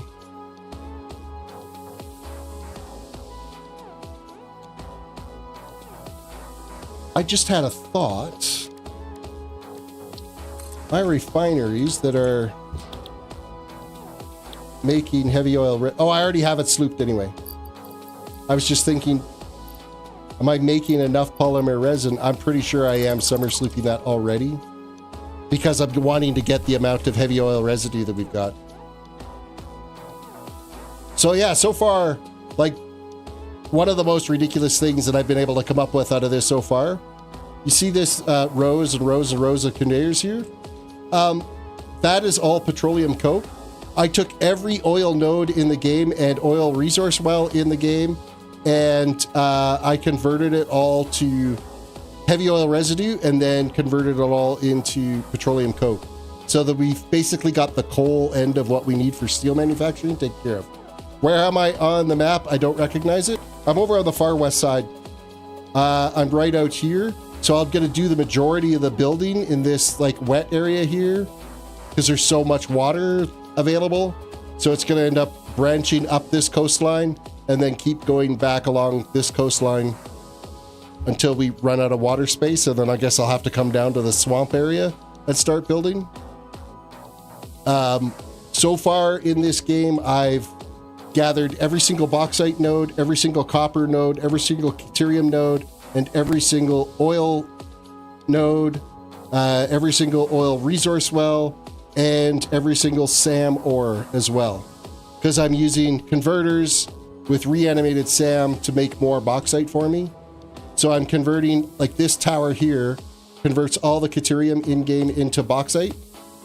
These two towers takes all the copper that's in-game, and that can be converted into bauxite as well. Lots of uranium near you up there. Not really. I mean, there's some that's like over the hillside here. Most of the uranium kind of follows along this same path that the bauxite's on. In fact, I can highlight it here. So I've got the uranium nodes highlighted. It's got the orange circle around it in the map. Looks like there's like 1, 2, 3, 4, 5 nodes now. They've shrunk the amount of nodes, but I think they've increased the value of them. I think they might all be normal nodes now. Oh no, that's an impure. That's an impure. Impure. Normal. Normal. So it's 2 normal and 3 impure. But again, because I'm building with 0 power, I don't really... Uranium is the only node in game that I'm not going to be harvesting. I think I'm going to end up harvesting everything else. Because there's still the traditional way to make screws, which comes off of the iron ingots that I still haven't even touched. I started touching it. I started bringing it over because I was going to look at that as a means to the wastewater, but I think I want to try this packaging thing first until I run out of bottles. Because it's a ready material that I've got that won't impede any other building that I'm working on. Okay, so we got to blueprint this up again. We've got our packager blueprint for the next line. So these here, because of the way this is built, I'm just building it.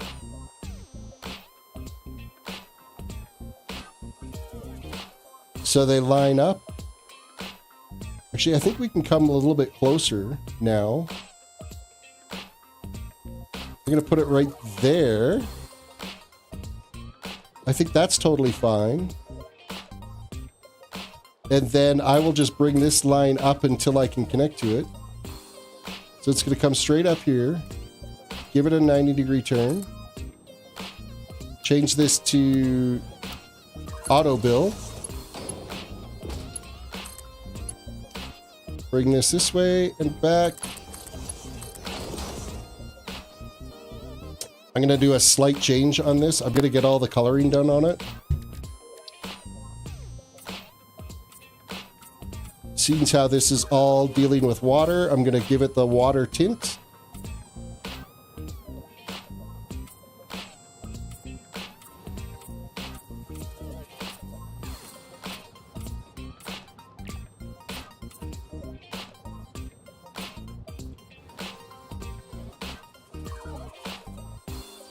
Okay, I think that's everything tinted that needs to be.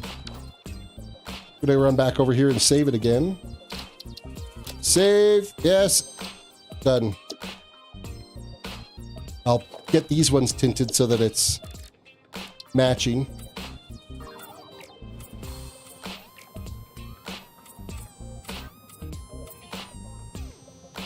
We're out here with the Tremclad painting some pipes.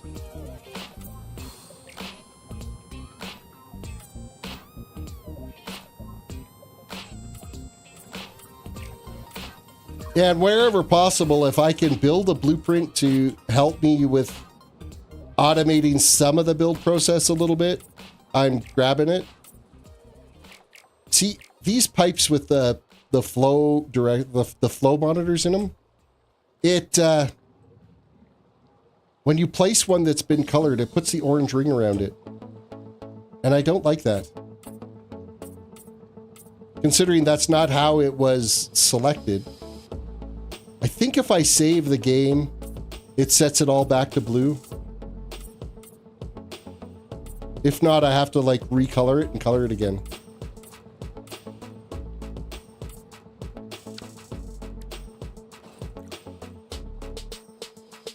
Oh, I forgot to do the bottlers. The packagers. Done. I've been trying to color code all the liquids in the game as I kind of go. So yeah, like we've got water as an input over here, so it's all blue. The white is the Alumina solution. And then you have trains. I don't have a single train on the map. Everything is conveyored across the map. Because I'm a sucker for punishment. But conveyors deliver a much more consistent delivery of your 1200 items or max conveyor speeds. You get it's easier to manage than trying to make sure that trains are doing what they're supposed to do so that you can get like 100% efficiency out of it. Because you don't want a train to be hung up or delayed or a product delivery delayed because it could impact how a piece of equipment is running later on. My biggest fear is before I get this project done, the save will actually tank my computer. I'm hoping it won't, but we'll see. I mean, things are running pretty good right now, and we're doing a lot in game. There's a lot of conveyors. Even when I'm looking at the conveyors, it's not like chugging the game really hard for me. So, which is a great time to segue into my promo spot here. If you're interested, I do have an Amazon affiliate link in the description. And also in the about page of my channel that lists my PC specs. So you can have a look at all the parts that I have on my computer with some slight caveats that have happened. My system actually has an RTX 4070 Ti. They're not available anymore. But the 5070 is comparable. The Ti. I've got the 4070 Super, and the 5070 regular is comparable to the 4070 Super.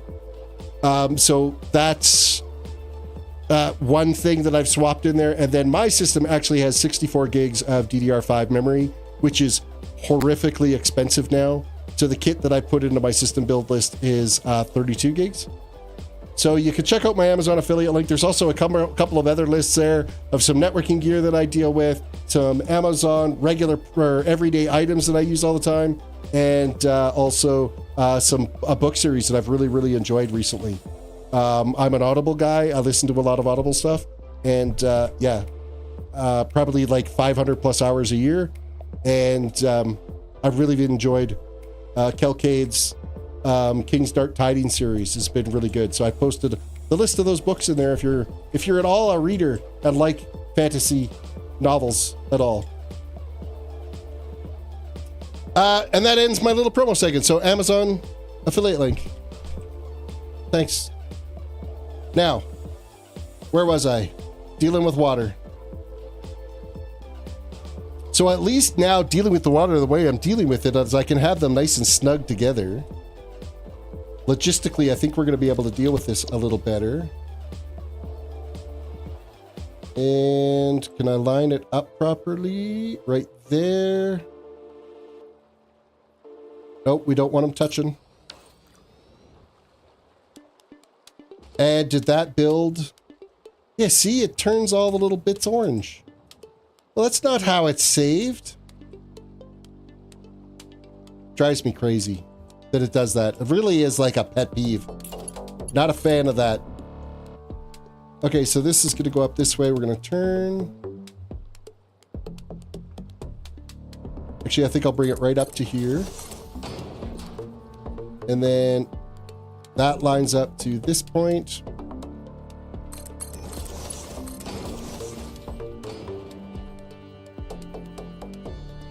Talter says, I'm at 1 month, 6 days listening time on Audible from Christmas of 24. See, I got my year wrap up in Audible and it said I did a 500, 514 hours divided by 24 hours a day. So, oh wow, you're way up higher than I am. Oh, but that's from 2024. Oh, that would be right. Yeah, that's in a year's time. So yeah, you're beating me by like 17 days on that. That's insane. I thought I was doing okay because I listen every morning on the way to work and every day. Mind you, you're probably listening while you're at work all day where I don't. So that's going to add up on there. That's going to add up actually quite quickly. Blueprints, some more water, packaging.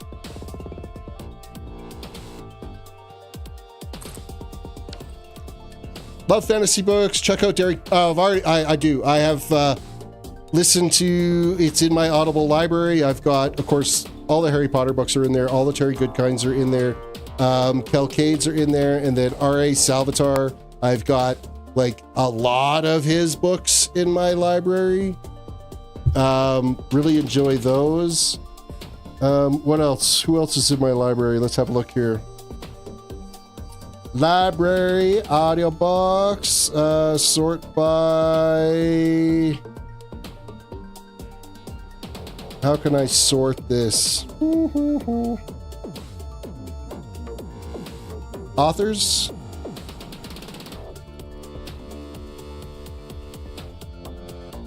What do I got in my library here? Ed Greenwood. Of course, all of the Lord of the Rings are in there too, so I've got all of the Tolkien books are in there. Calcade, really enjoy those ones. Yeah, R.A. Salvatore, got a bunch of that. Robin Hobb, another one. Scott Clancy. And of course, Terry Goodkinds are in there. Troy Denning. Troy Denning's got some good books. Troy Denning, Scott Clancy, and R.A. Salvatore, they're all kind of tied into the Forgotten Realms series of books. So they're always a good, like R.A. Salvatore, the Legend of Drizzt series, amazing, fantastic. You know that R.A. Salvatore is the author who killed Chewbacca in the Star Wars series, in the novel canon for the series, and it wasn't his choice. He was told by Lucas Studios that he had to kill Chewbacca. So he's like, yeah, you can write the books, but in X time frame, you have to kill off Chewbacca.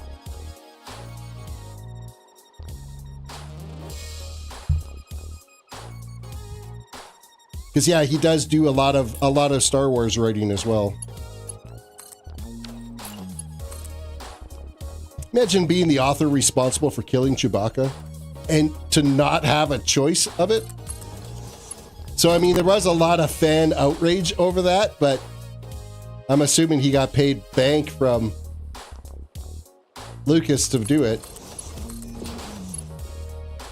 Lucas Studios or Lucas Entertainment or whichever one. I can't remember which one it was that was responsible for the books.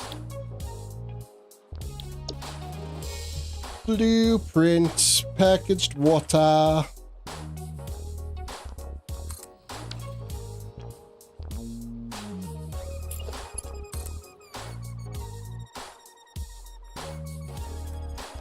Give this a turn. Bring it down to here.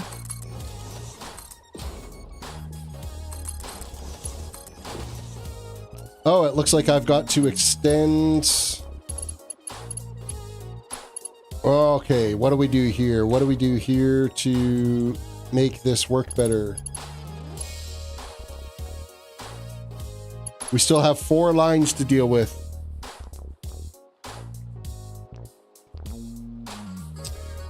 Rick Rordlin. I'll have to look into that. Those are decent books. Oh, the Percy Jackson series. Okay. I've not listened to or read any of the Percy Jackson books. I've seen the movie, but I haven't read the books that they're based off of.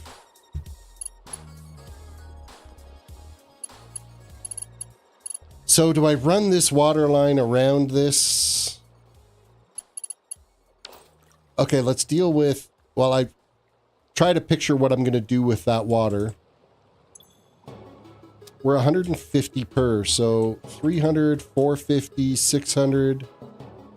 So that's 1, 2, 3, 4, 5, 6, 7, 8. Let's delete this. Delete this. And we're going to logistics. And nope. Priority merger. Out this way.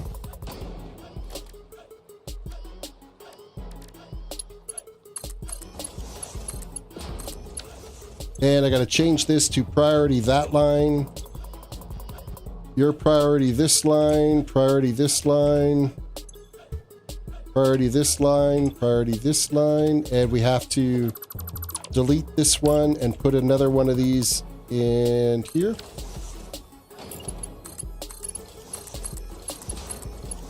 Okay, so that's 1,200 items right there of water. But nope. Let's fix that. Yoink. You're gonna go there, there, and there. So that should be 8 of them tied together, right? 1, 2, 3, 4, 5, 6, 7, 8. Yes.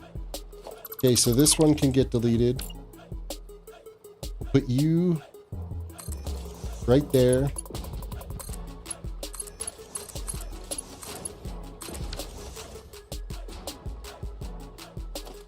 Delete out this.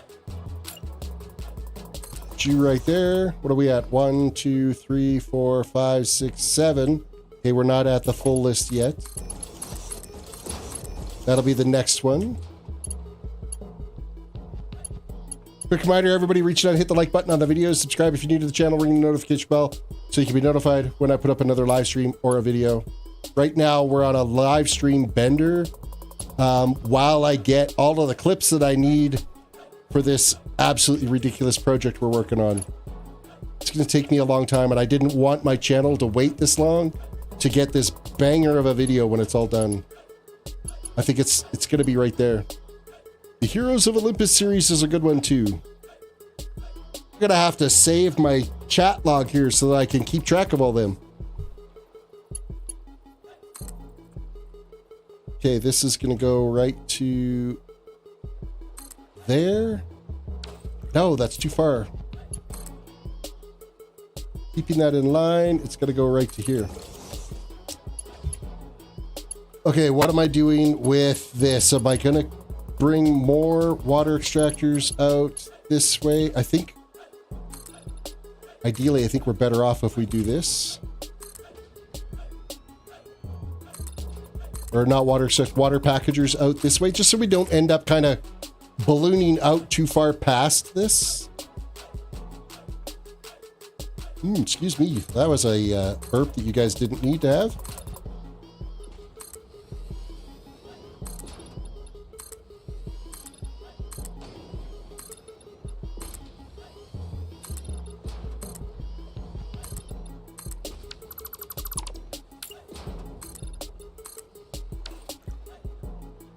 Okay, so ideally, what we should do is grab our blueprint here now. Figure out where we're going to line this bad boy up. Let's turn this so it's facing the right way. So right there. Is that going to give me enough room?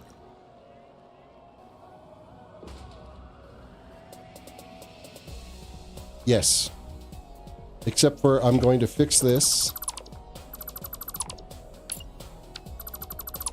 We are going to put this back so that it's facing this way. And then I'm just going to elevate it.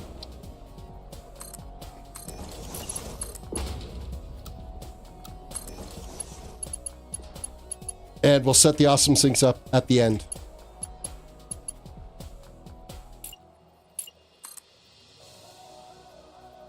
So we will bring this water pipe up this way and give it a 90-degree turn. Is that going to be enough room? Oh, you know what? I could just elevator it over, so that's fine.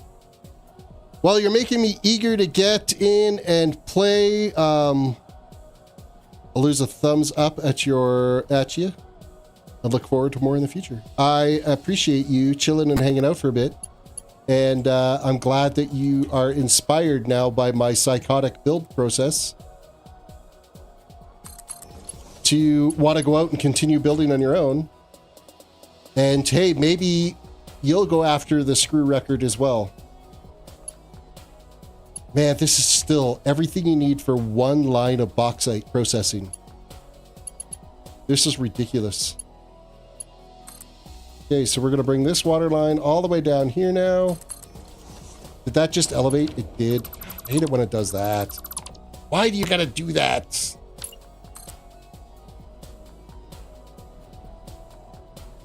With cast screws, it's possible. I'm using cast. I'll be probably using cast screws. Like once I get through, your highest output is turning steel beams into screws using the steel screw manufacturing alternate recipe. So that's what I'm doing, because there's also alternate recipes to make steel beams from aluminum, which is why I'm turning all this aluminum into steel beams. And then I'll do the traditional, somewhat traditional route of turning iron into steel beams as well, turn those into steel screws, but there will be a bunch of iron left over that will then get moved into the cast screw recipe at the end of things. So yeah, we're going to get there. It's going to be insane.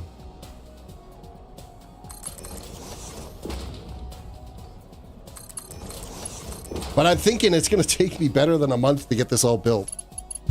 Like, I don't know. I have on this save right now. Save game. Let's save this.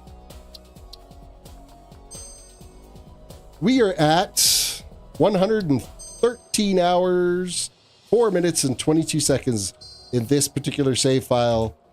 And it was a start from scratch, but it's basically create a build. So still have not found that hard drive. Again, the play style that I'm using right now for here is I've got the game mode set to unlock everything, so I have access to all the recipes. I've already gone through and I've done, like, you can go back through my other previous videos and stuff. I've done a complete playthrough of this game a few times now since, like, update. Like, I started playing in update 5 in early access, and so I've already kind of done the traditional playthrough. Now I'm kind of, my brain's in challenge mode and coming up with different challenges that I can go after. And this one obviously inspired by a comment in my iron YouTube video, that the last one that I posted up. It's like, what can I do to break that 4.2 million record in screws? And I think we've got it in the bag. So that's the goal. Okay, we're gonna add in. I'm Kibitz is over 100 hours in, so 1 month does not sound bad. No, he's easily. And this is, I can't even remember what playthrough is he's on, because he's been playing since even pre-update for early access. He's been playing for a long time on that game.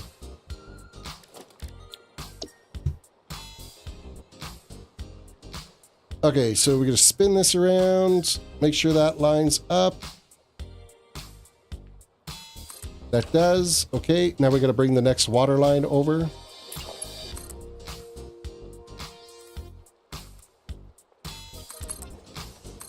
Which is this one. Is there enough room to actually turn that there? There is. I got enough pipe length for it. No comment from the peanut gallery on the pipe length.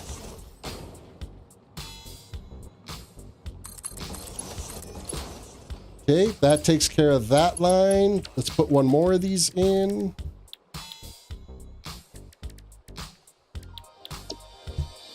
Packager.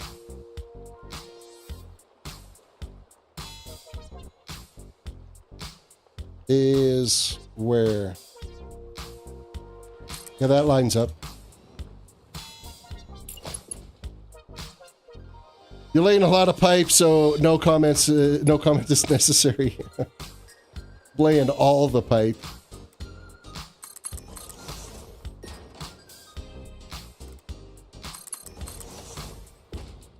Okay, quick turnaround here. And all the way back down to this end. And I think I can back that up to spots. There we go. And that connects. So I got one more, but this one is less, is it not? Yeah, this is 300,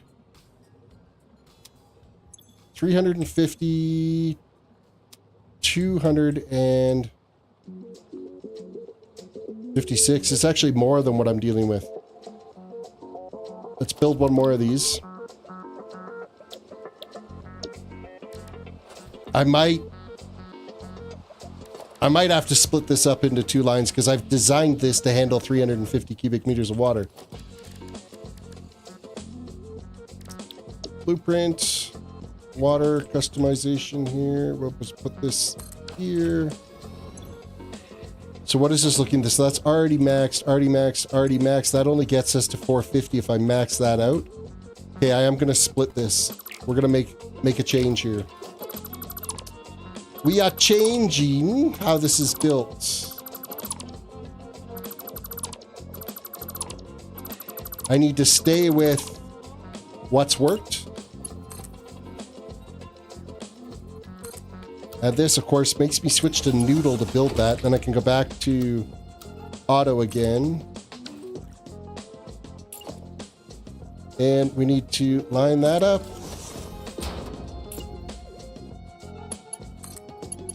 Okay, you're going to go there and we'll put the valve in. We can check valve and then we're going to spin this out.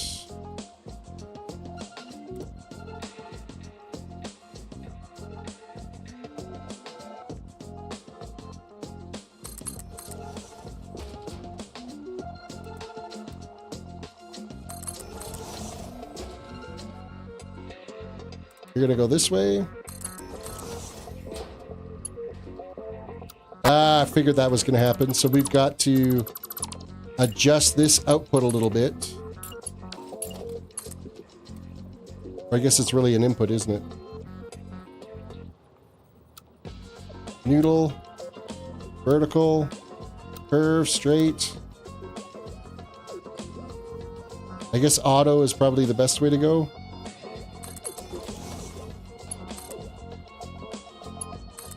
You're going to go like that. Oh, that's ugly as sin.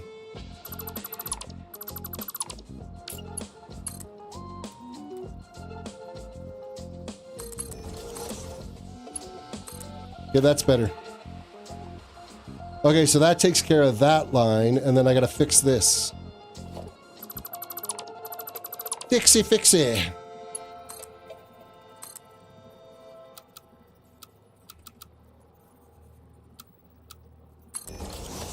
And then back to auto. There we go. Nope. Reservoir.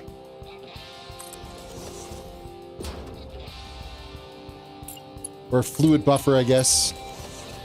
Is really what it's called. Little check valve in there to prevent backflow.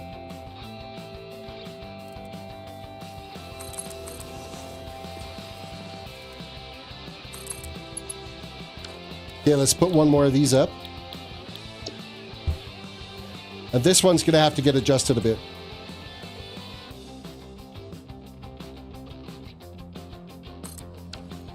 And this was clipping because of our pipe here. But I can turn this to be right there.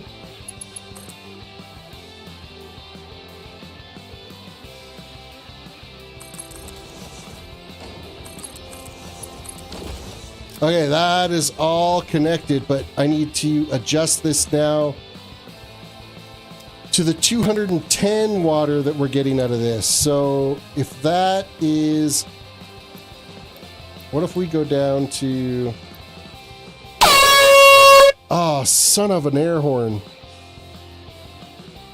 Oh, you know I got a bit of a headache.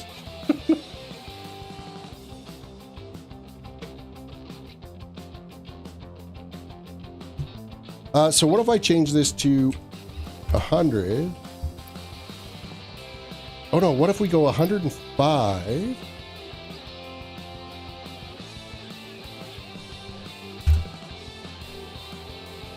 I could do that. This one's going to get a big redesign. We're going to delete this, this. Oh, that can stay. This can... No, we're going to just redo all of the logistics in on this.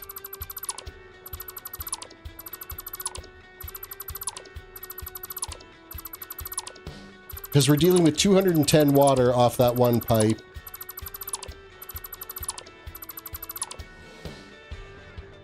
Of which we won't need any of this.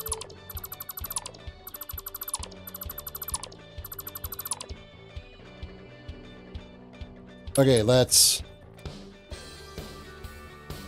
Oh, we're going to use these to build it.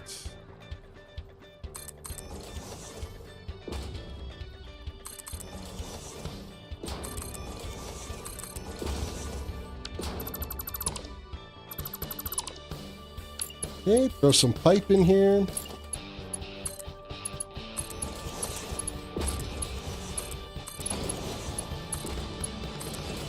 And then our junctions, let's grab the blue ones.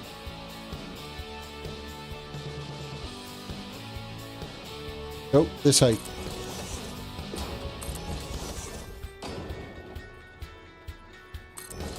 Okay, you're gonna go like that and then spin this way. Connect that in. Connect these over. And then we're going to copy this and paste here.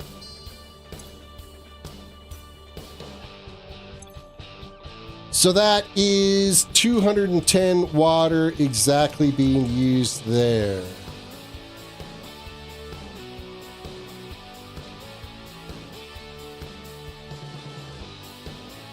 Okay, so this was 1, 2, 3, 4, 5, 6, 7.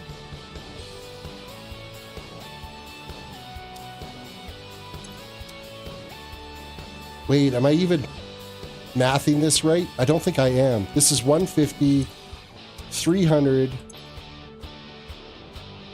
350, 400, 500, 650, 700, 850, 1100. Yeah, I'm doing this wrong. I gotta fix this logistics here.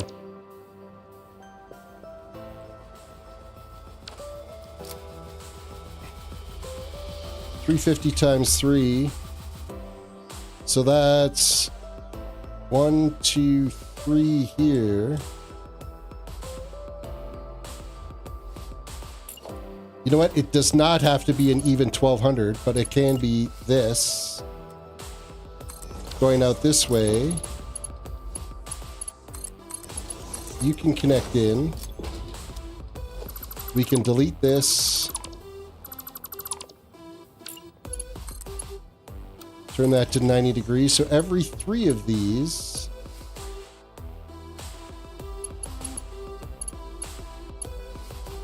Do I want to deal with that? I could run this back this way. And we can put the awesome sinks over here. Let's delete the blueprint designer. Now my brain's back into rebuild mode here.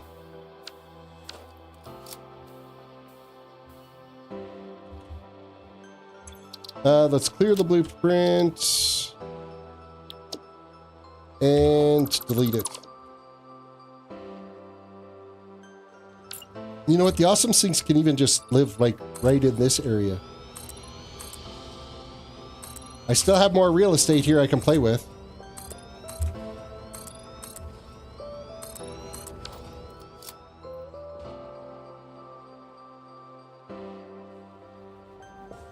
So I think what we'll do is we'll switch the direction around.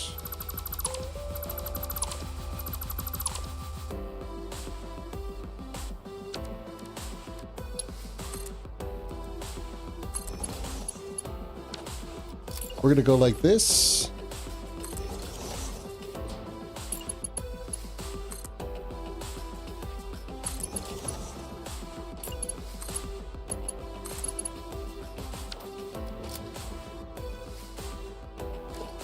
Yeah, let's make sure I got this right. Oh, I don't have these priorities. I still got it. Oh, I've already deleted the blueprint. I got to remember that after I put this down, I didn't set the priorities on the actual blueprint, so none of the blueprints have the outputs done properly. I use the priority merger line. That way, your biggest line is always the priority line, and then it pulls for the machines as it has a gap in it. But seeing as we're never going to hit 1,200 items per minute, then I don't think it's going to be too big of a deal. I need to set this back to default.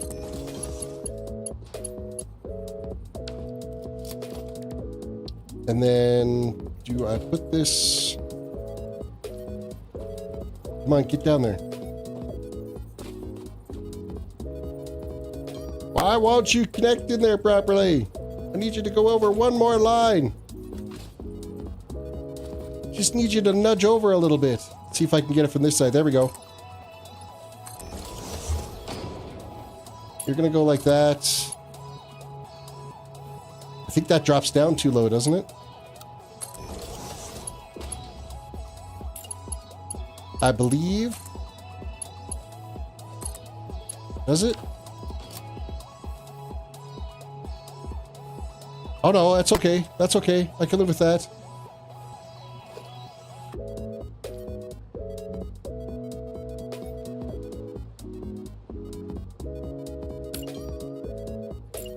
And then we come back this way.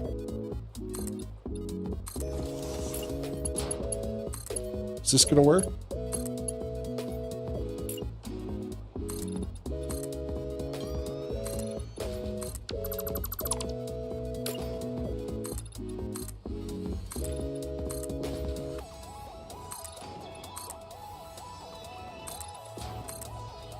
And I believe, I better just, after I've all done this, I'm almost positive on the wiki I can sync water bottles, but I think I should double check and just be on the safe side.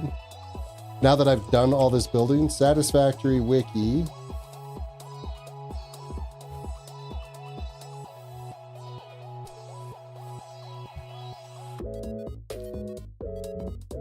Water, let's look at water.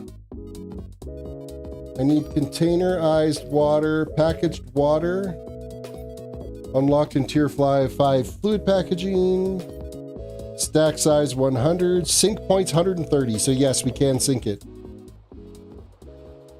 Excellent.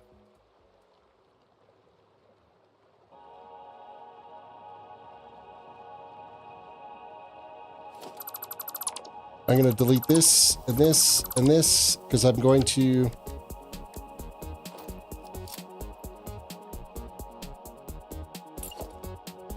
Oh no, I had that right. Never mind. This is going to connect to here and then here.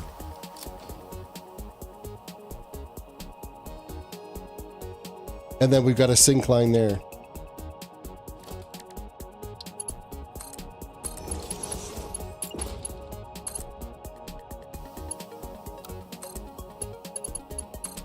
This way, this way, this way. This line here, let's just grab an elevator and we're going to drop this down. And we'll throw an awesome sink here. Right there.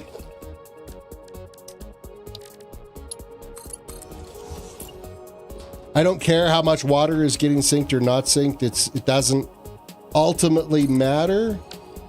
Just as long as it's all being dumped into an awesome sink. Okay, and then I think we are going to change this to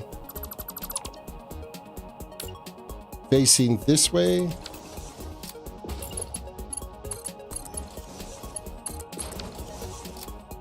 Priority on this one needs to be center. Priority on this one needs to be the right-hand side. And then we're going to go back from this end. And every third of these, it's going to go like this. Okay. Awesome sink. Control C. Control V, all this. Hook these back up again because they are not hooked up to anything.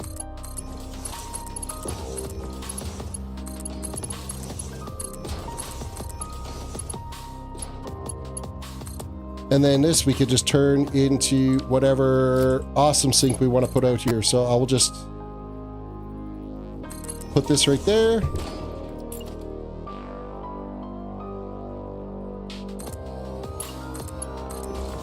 And then is there enough room for me to squeeze another one? No, there isn't, obviously. So I got to do this. I'm going to delete this out, delete this.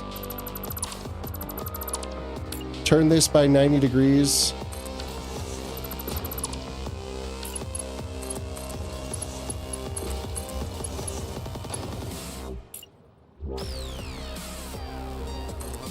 That can go there. Change this priority to the left side. You're there. Priority left. Fit another awesome sink here. Done. On my autosave still don't take, they're still short, so we still haven't taxed the game to a point where it's like, F you, we're not doing that anymore. Oy vey, what a process. So I think we have all of the wastewater being dealt with now. I'm going to turn the fog back on so you can see a little better. Isn't it weird how at night, if the fog is on, you can see better, but during the day, it's the opposite. It's crazy. So all of the wastewater now is being completely consumed here. How much, or what I don't know, we don't have set up yet, is that we better get this figured out. 150, 300, 350, 700.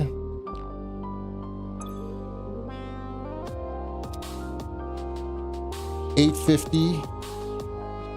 9, 1,000, 1,050, 1,100, 1,200. So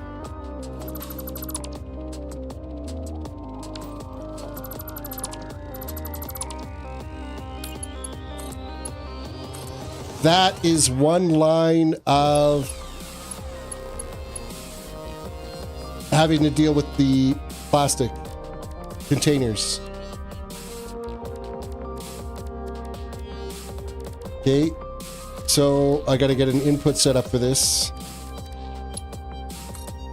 which is going to look something like this.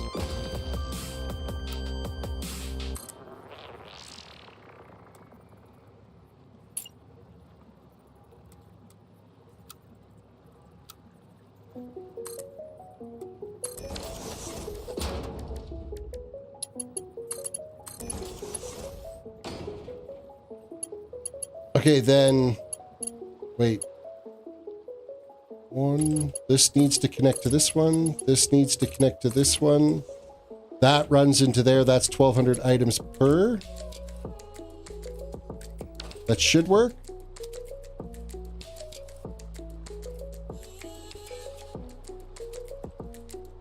So 1, 2, 3, 4, 5, 6, 7, 8. So 8 times 150. Yes, it's 1,200 items. Man, this is, yeah, there's a lot you've got to think about with this. Because you want to turn it on and have it work. You don't want to end up screwing up any other production along the way. So there's a lot you got to focus on. Okay, so then the next one of these is going to have to be up higher.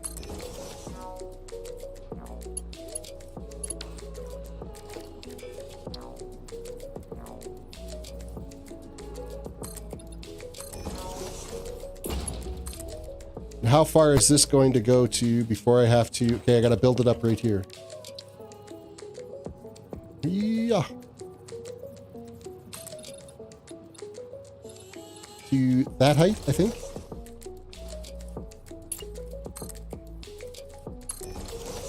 Nope, that's the wrong direction. Control that again. Switch. So you're going to connect... Oh, it's just short. Okay.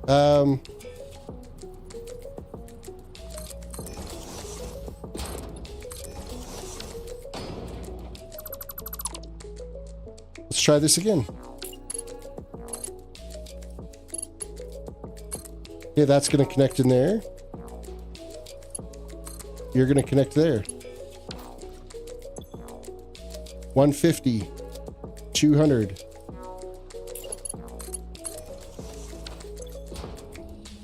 350. Excuse me.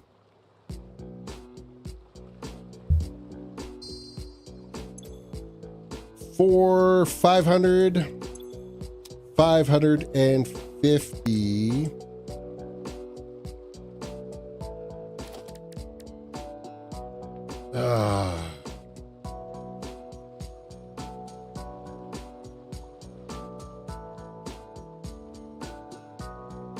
Man, logistics in this game can be a challenge.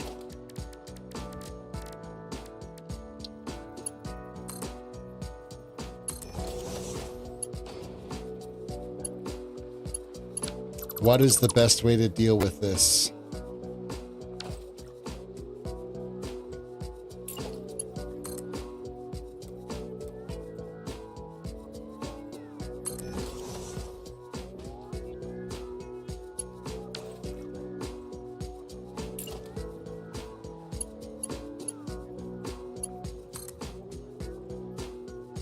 One, two, three, four.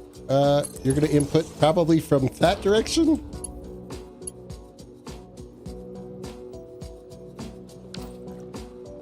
Wait, no, I'm pretty sure I'm right on the math on this. This is 150 water. 150. Plus another 50 is 200. Plus another 150 is 450. Oh yeah, you're right. 550, 600, 650. I'm at 650 on this.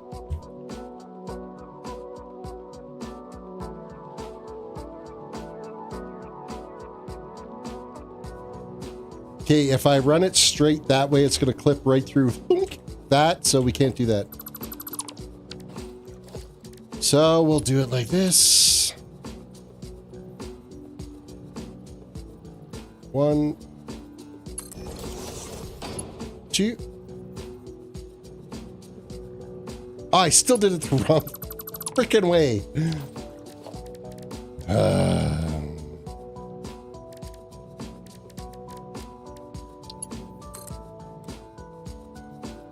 1, 2. That's where I want to be. And then I think that lines up perfectly with this. If I put this right here, this should feed across like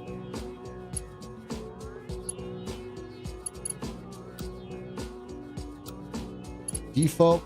Is that not the right height? Something tells me that's not the right height.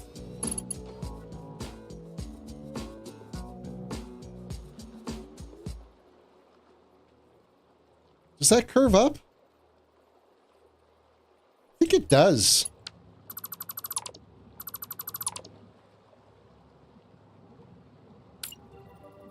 So you know what? We're going to do it like this.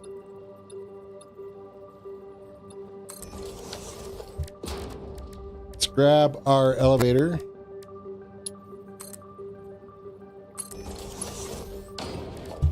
And that should connect properly. I don't think I had the right height on it. This should be set to default. What the frickin' son of a chirping jibbity jimbers.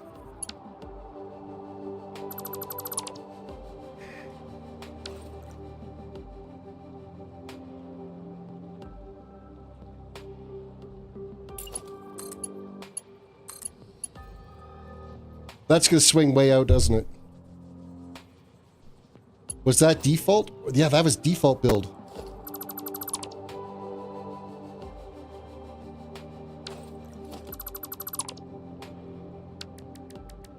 I'm gonna make this work.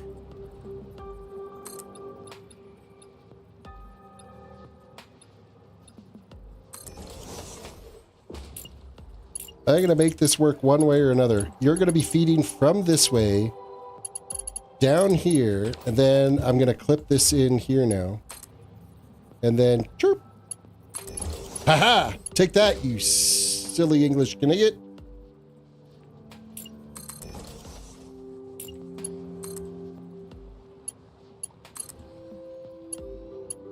Okay, so 7 more. 1, 2, 3, 4, 5, 6, 7. That's gonna go right here.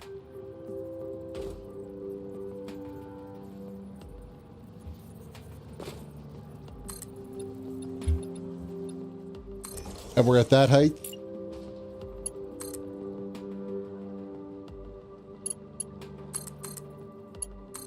And there. Okay, so 650.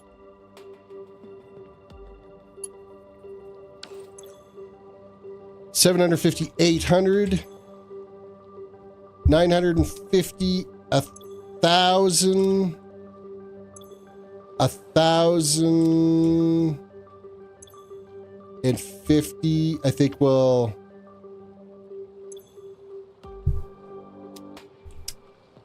I'm gonna go Control C and Control V, and then Control C and Control V. Oh, I totally screwed that up. Control C, Control V. 150, 150, 100, or 50. 150, this is 50, and that is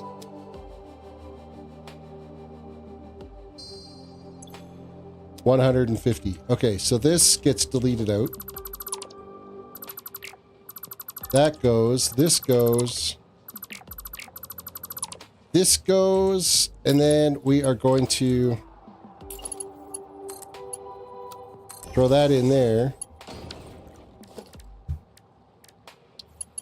And then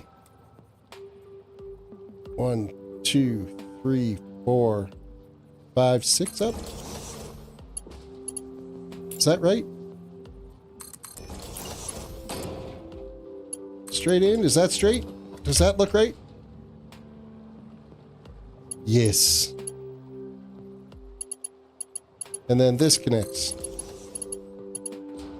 Okay, I'm going to redouble check the math on that to make sure I've got 1,200 items.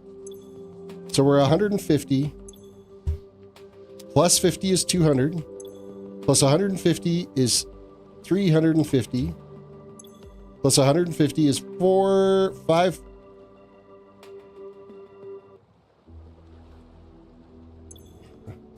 Why am I struggling so much?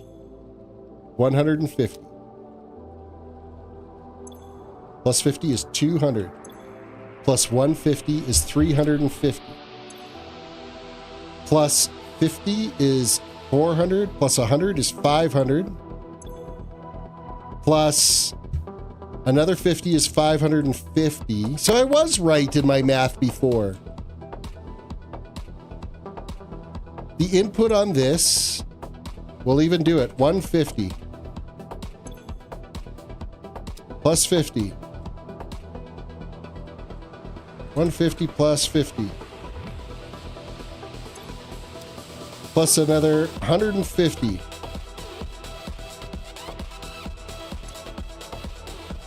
Plus another 150.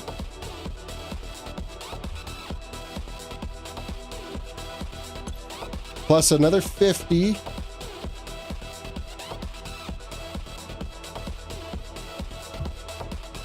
We're at 550 there. And this is those three together are 350.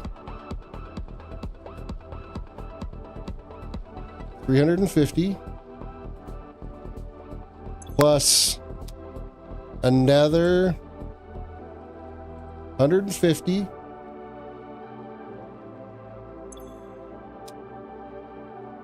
Oh, that's wrong. We need to go back. Control C. Control V.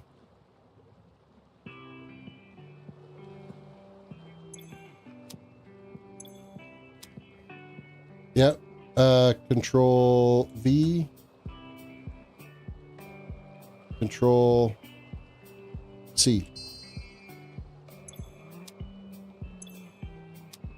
So what were we at? We were at 1,050 plus another 150 here is 1,200. So that ended right. So we start with a 50 line. Man, it didn't do it. Oh, it's because I screwed this up.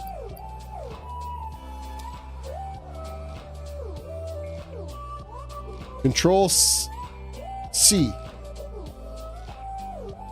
Control V.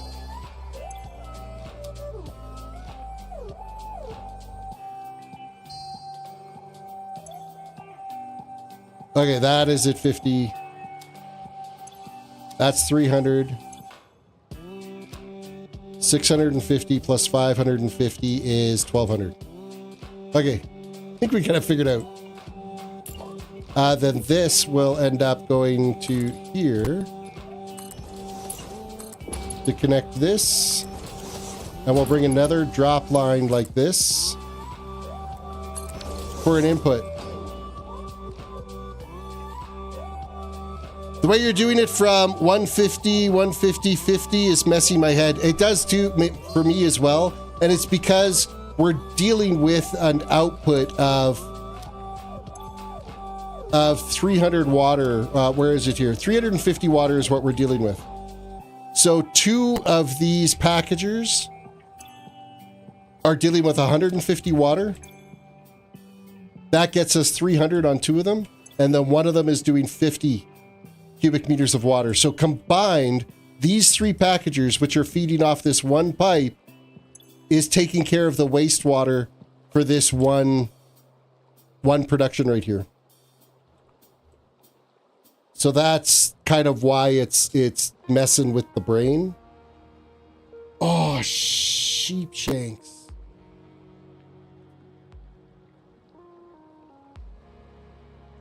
I gotta have an overflow built in for these containers so that if all the machines are full, for whatever reason, it has a chance to dump the plastic. So I'm going to put a smart splitter right here, and set this to overflow. And then we're going to put an awesome sink right here. That's going to feed in there. That's going to be...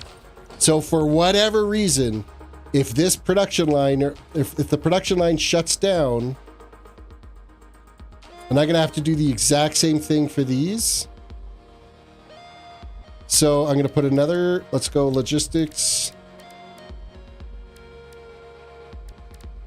Smart splitter. Right here. Nope, I don't want to face it that way. I want to face it the right way. Smart splitter.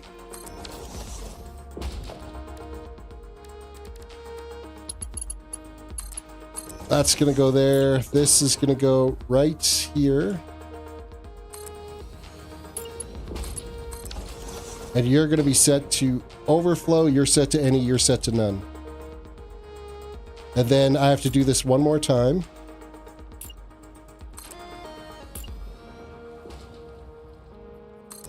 Right here.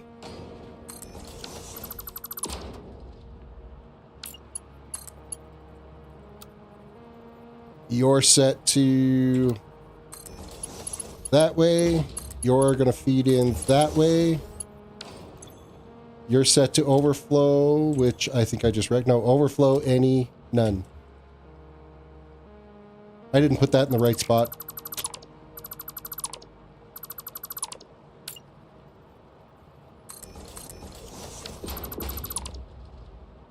I don't want to have crooked conveyors if I don't have to have crooked conveyors.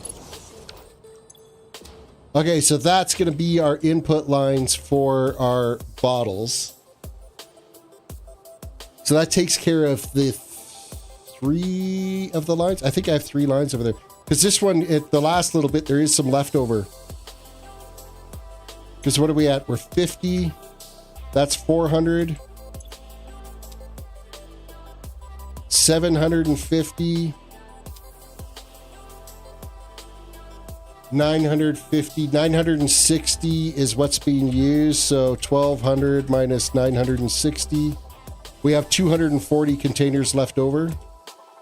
Well, they'll just dump into the awesome sink at the input end of it instead of the output end is basically all that's set up as. So that if this line fills, it'll still reject the excess plastic containers. What a mess. And of course, before I still, okay, we've got this all done.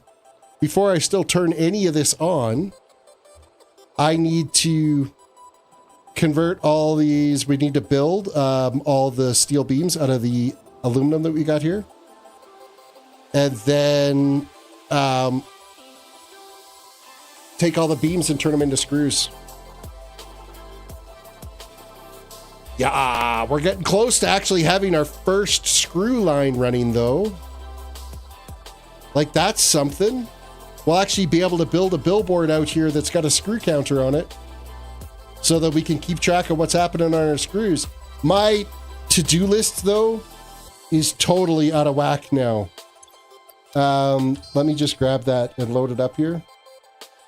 So, I mean, yeah, we've started crafting alumina solution. We've started crafting scrap aluminum. We started crafting aluminum ingots. We're starting to deal with the wastewater. So we're kind of doing this. But what isn't in here is from the heavy oil the crafting of petroleum coke. We also crafted polymer resin, and that polymer resin is now being crafted into plastic, and then that plastic is being crafted into containers, empty containers, and those empty containers are being used to deal with our wastewater. So I guess that's in the to-do list of deal with wastewater. So yeah, we're getting there. We're getting there. Let's turn this off again. There we go. Oh, I just killed myself. Oops. Well, that's a thing. Now we're back out in the desert. Well, I guess this is as good a spot as any as I can call it here. Yeah. Thank you guys for chilling and hanging out with me for this evening as we have been working our way through, and once I've got one plant built and what it looks like per that conveyor line, I think it's going to make it a lot easier going forward from there. Because we'll be able to kind of just copy and paste, well, kind of copy and paste as we go through that. I think when I'm not in the game window, Terrace, the sounds don't come through. Because that input is only in the game window, so when I'm in the play screen is where those redemptions come through. So sorry you wasted 25 tokens. I think you can afford them. If you gamble it, I think you can gamble. Like, I think Chatbot will still let you do it, but it's not interacting in here, so tried to get it before I swapped. Sorry. It doesn't help that I'm like a 6-second delay too, so between what I'm doing and what you're seeing at your end. But yeah, thanks for chilling and hanging out. Don't forget to hit the like button, subscribe if you're new to the channel, ring the notification bell so you get notified. I'm going to try to get some more streams up this week and keep chipping away at this whole project. I want to start, I want to, by the end of, I think I'm going to stream tomorrow, I want to have some screws being made tomorrow. I want to start the timer and start the clock and show, yes, I'm making some screws. Well, that's the goal. I'm hoping. That's what I'm going after. Quick reminder, guys, if you haven't yet, feel free to check out my Amazon affiliate link in the description of the video. Check out the exact specs of the PC that I'm building all of this on. With that all said, you guys have a good one, and we'll see you in the next stream. Bye for now.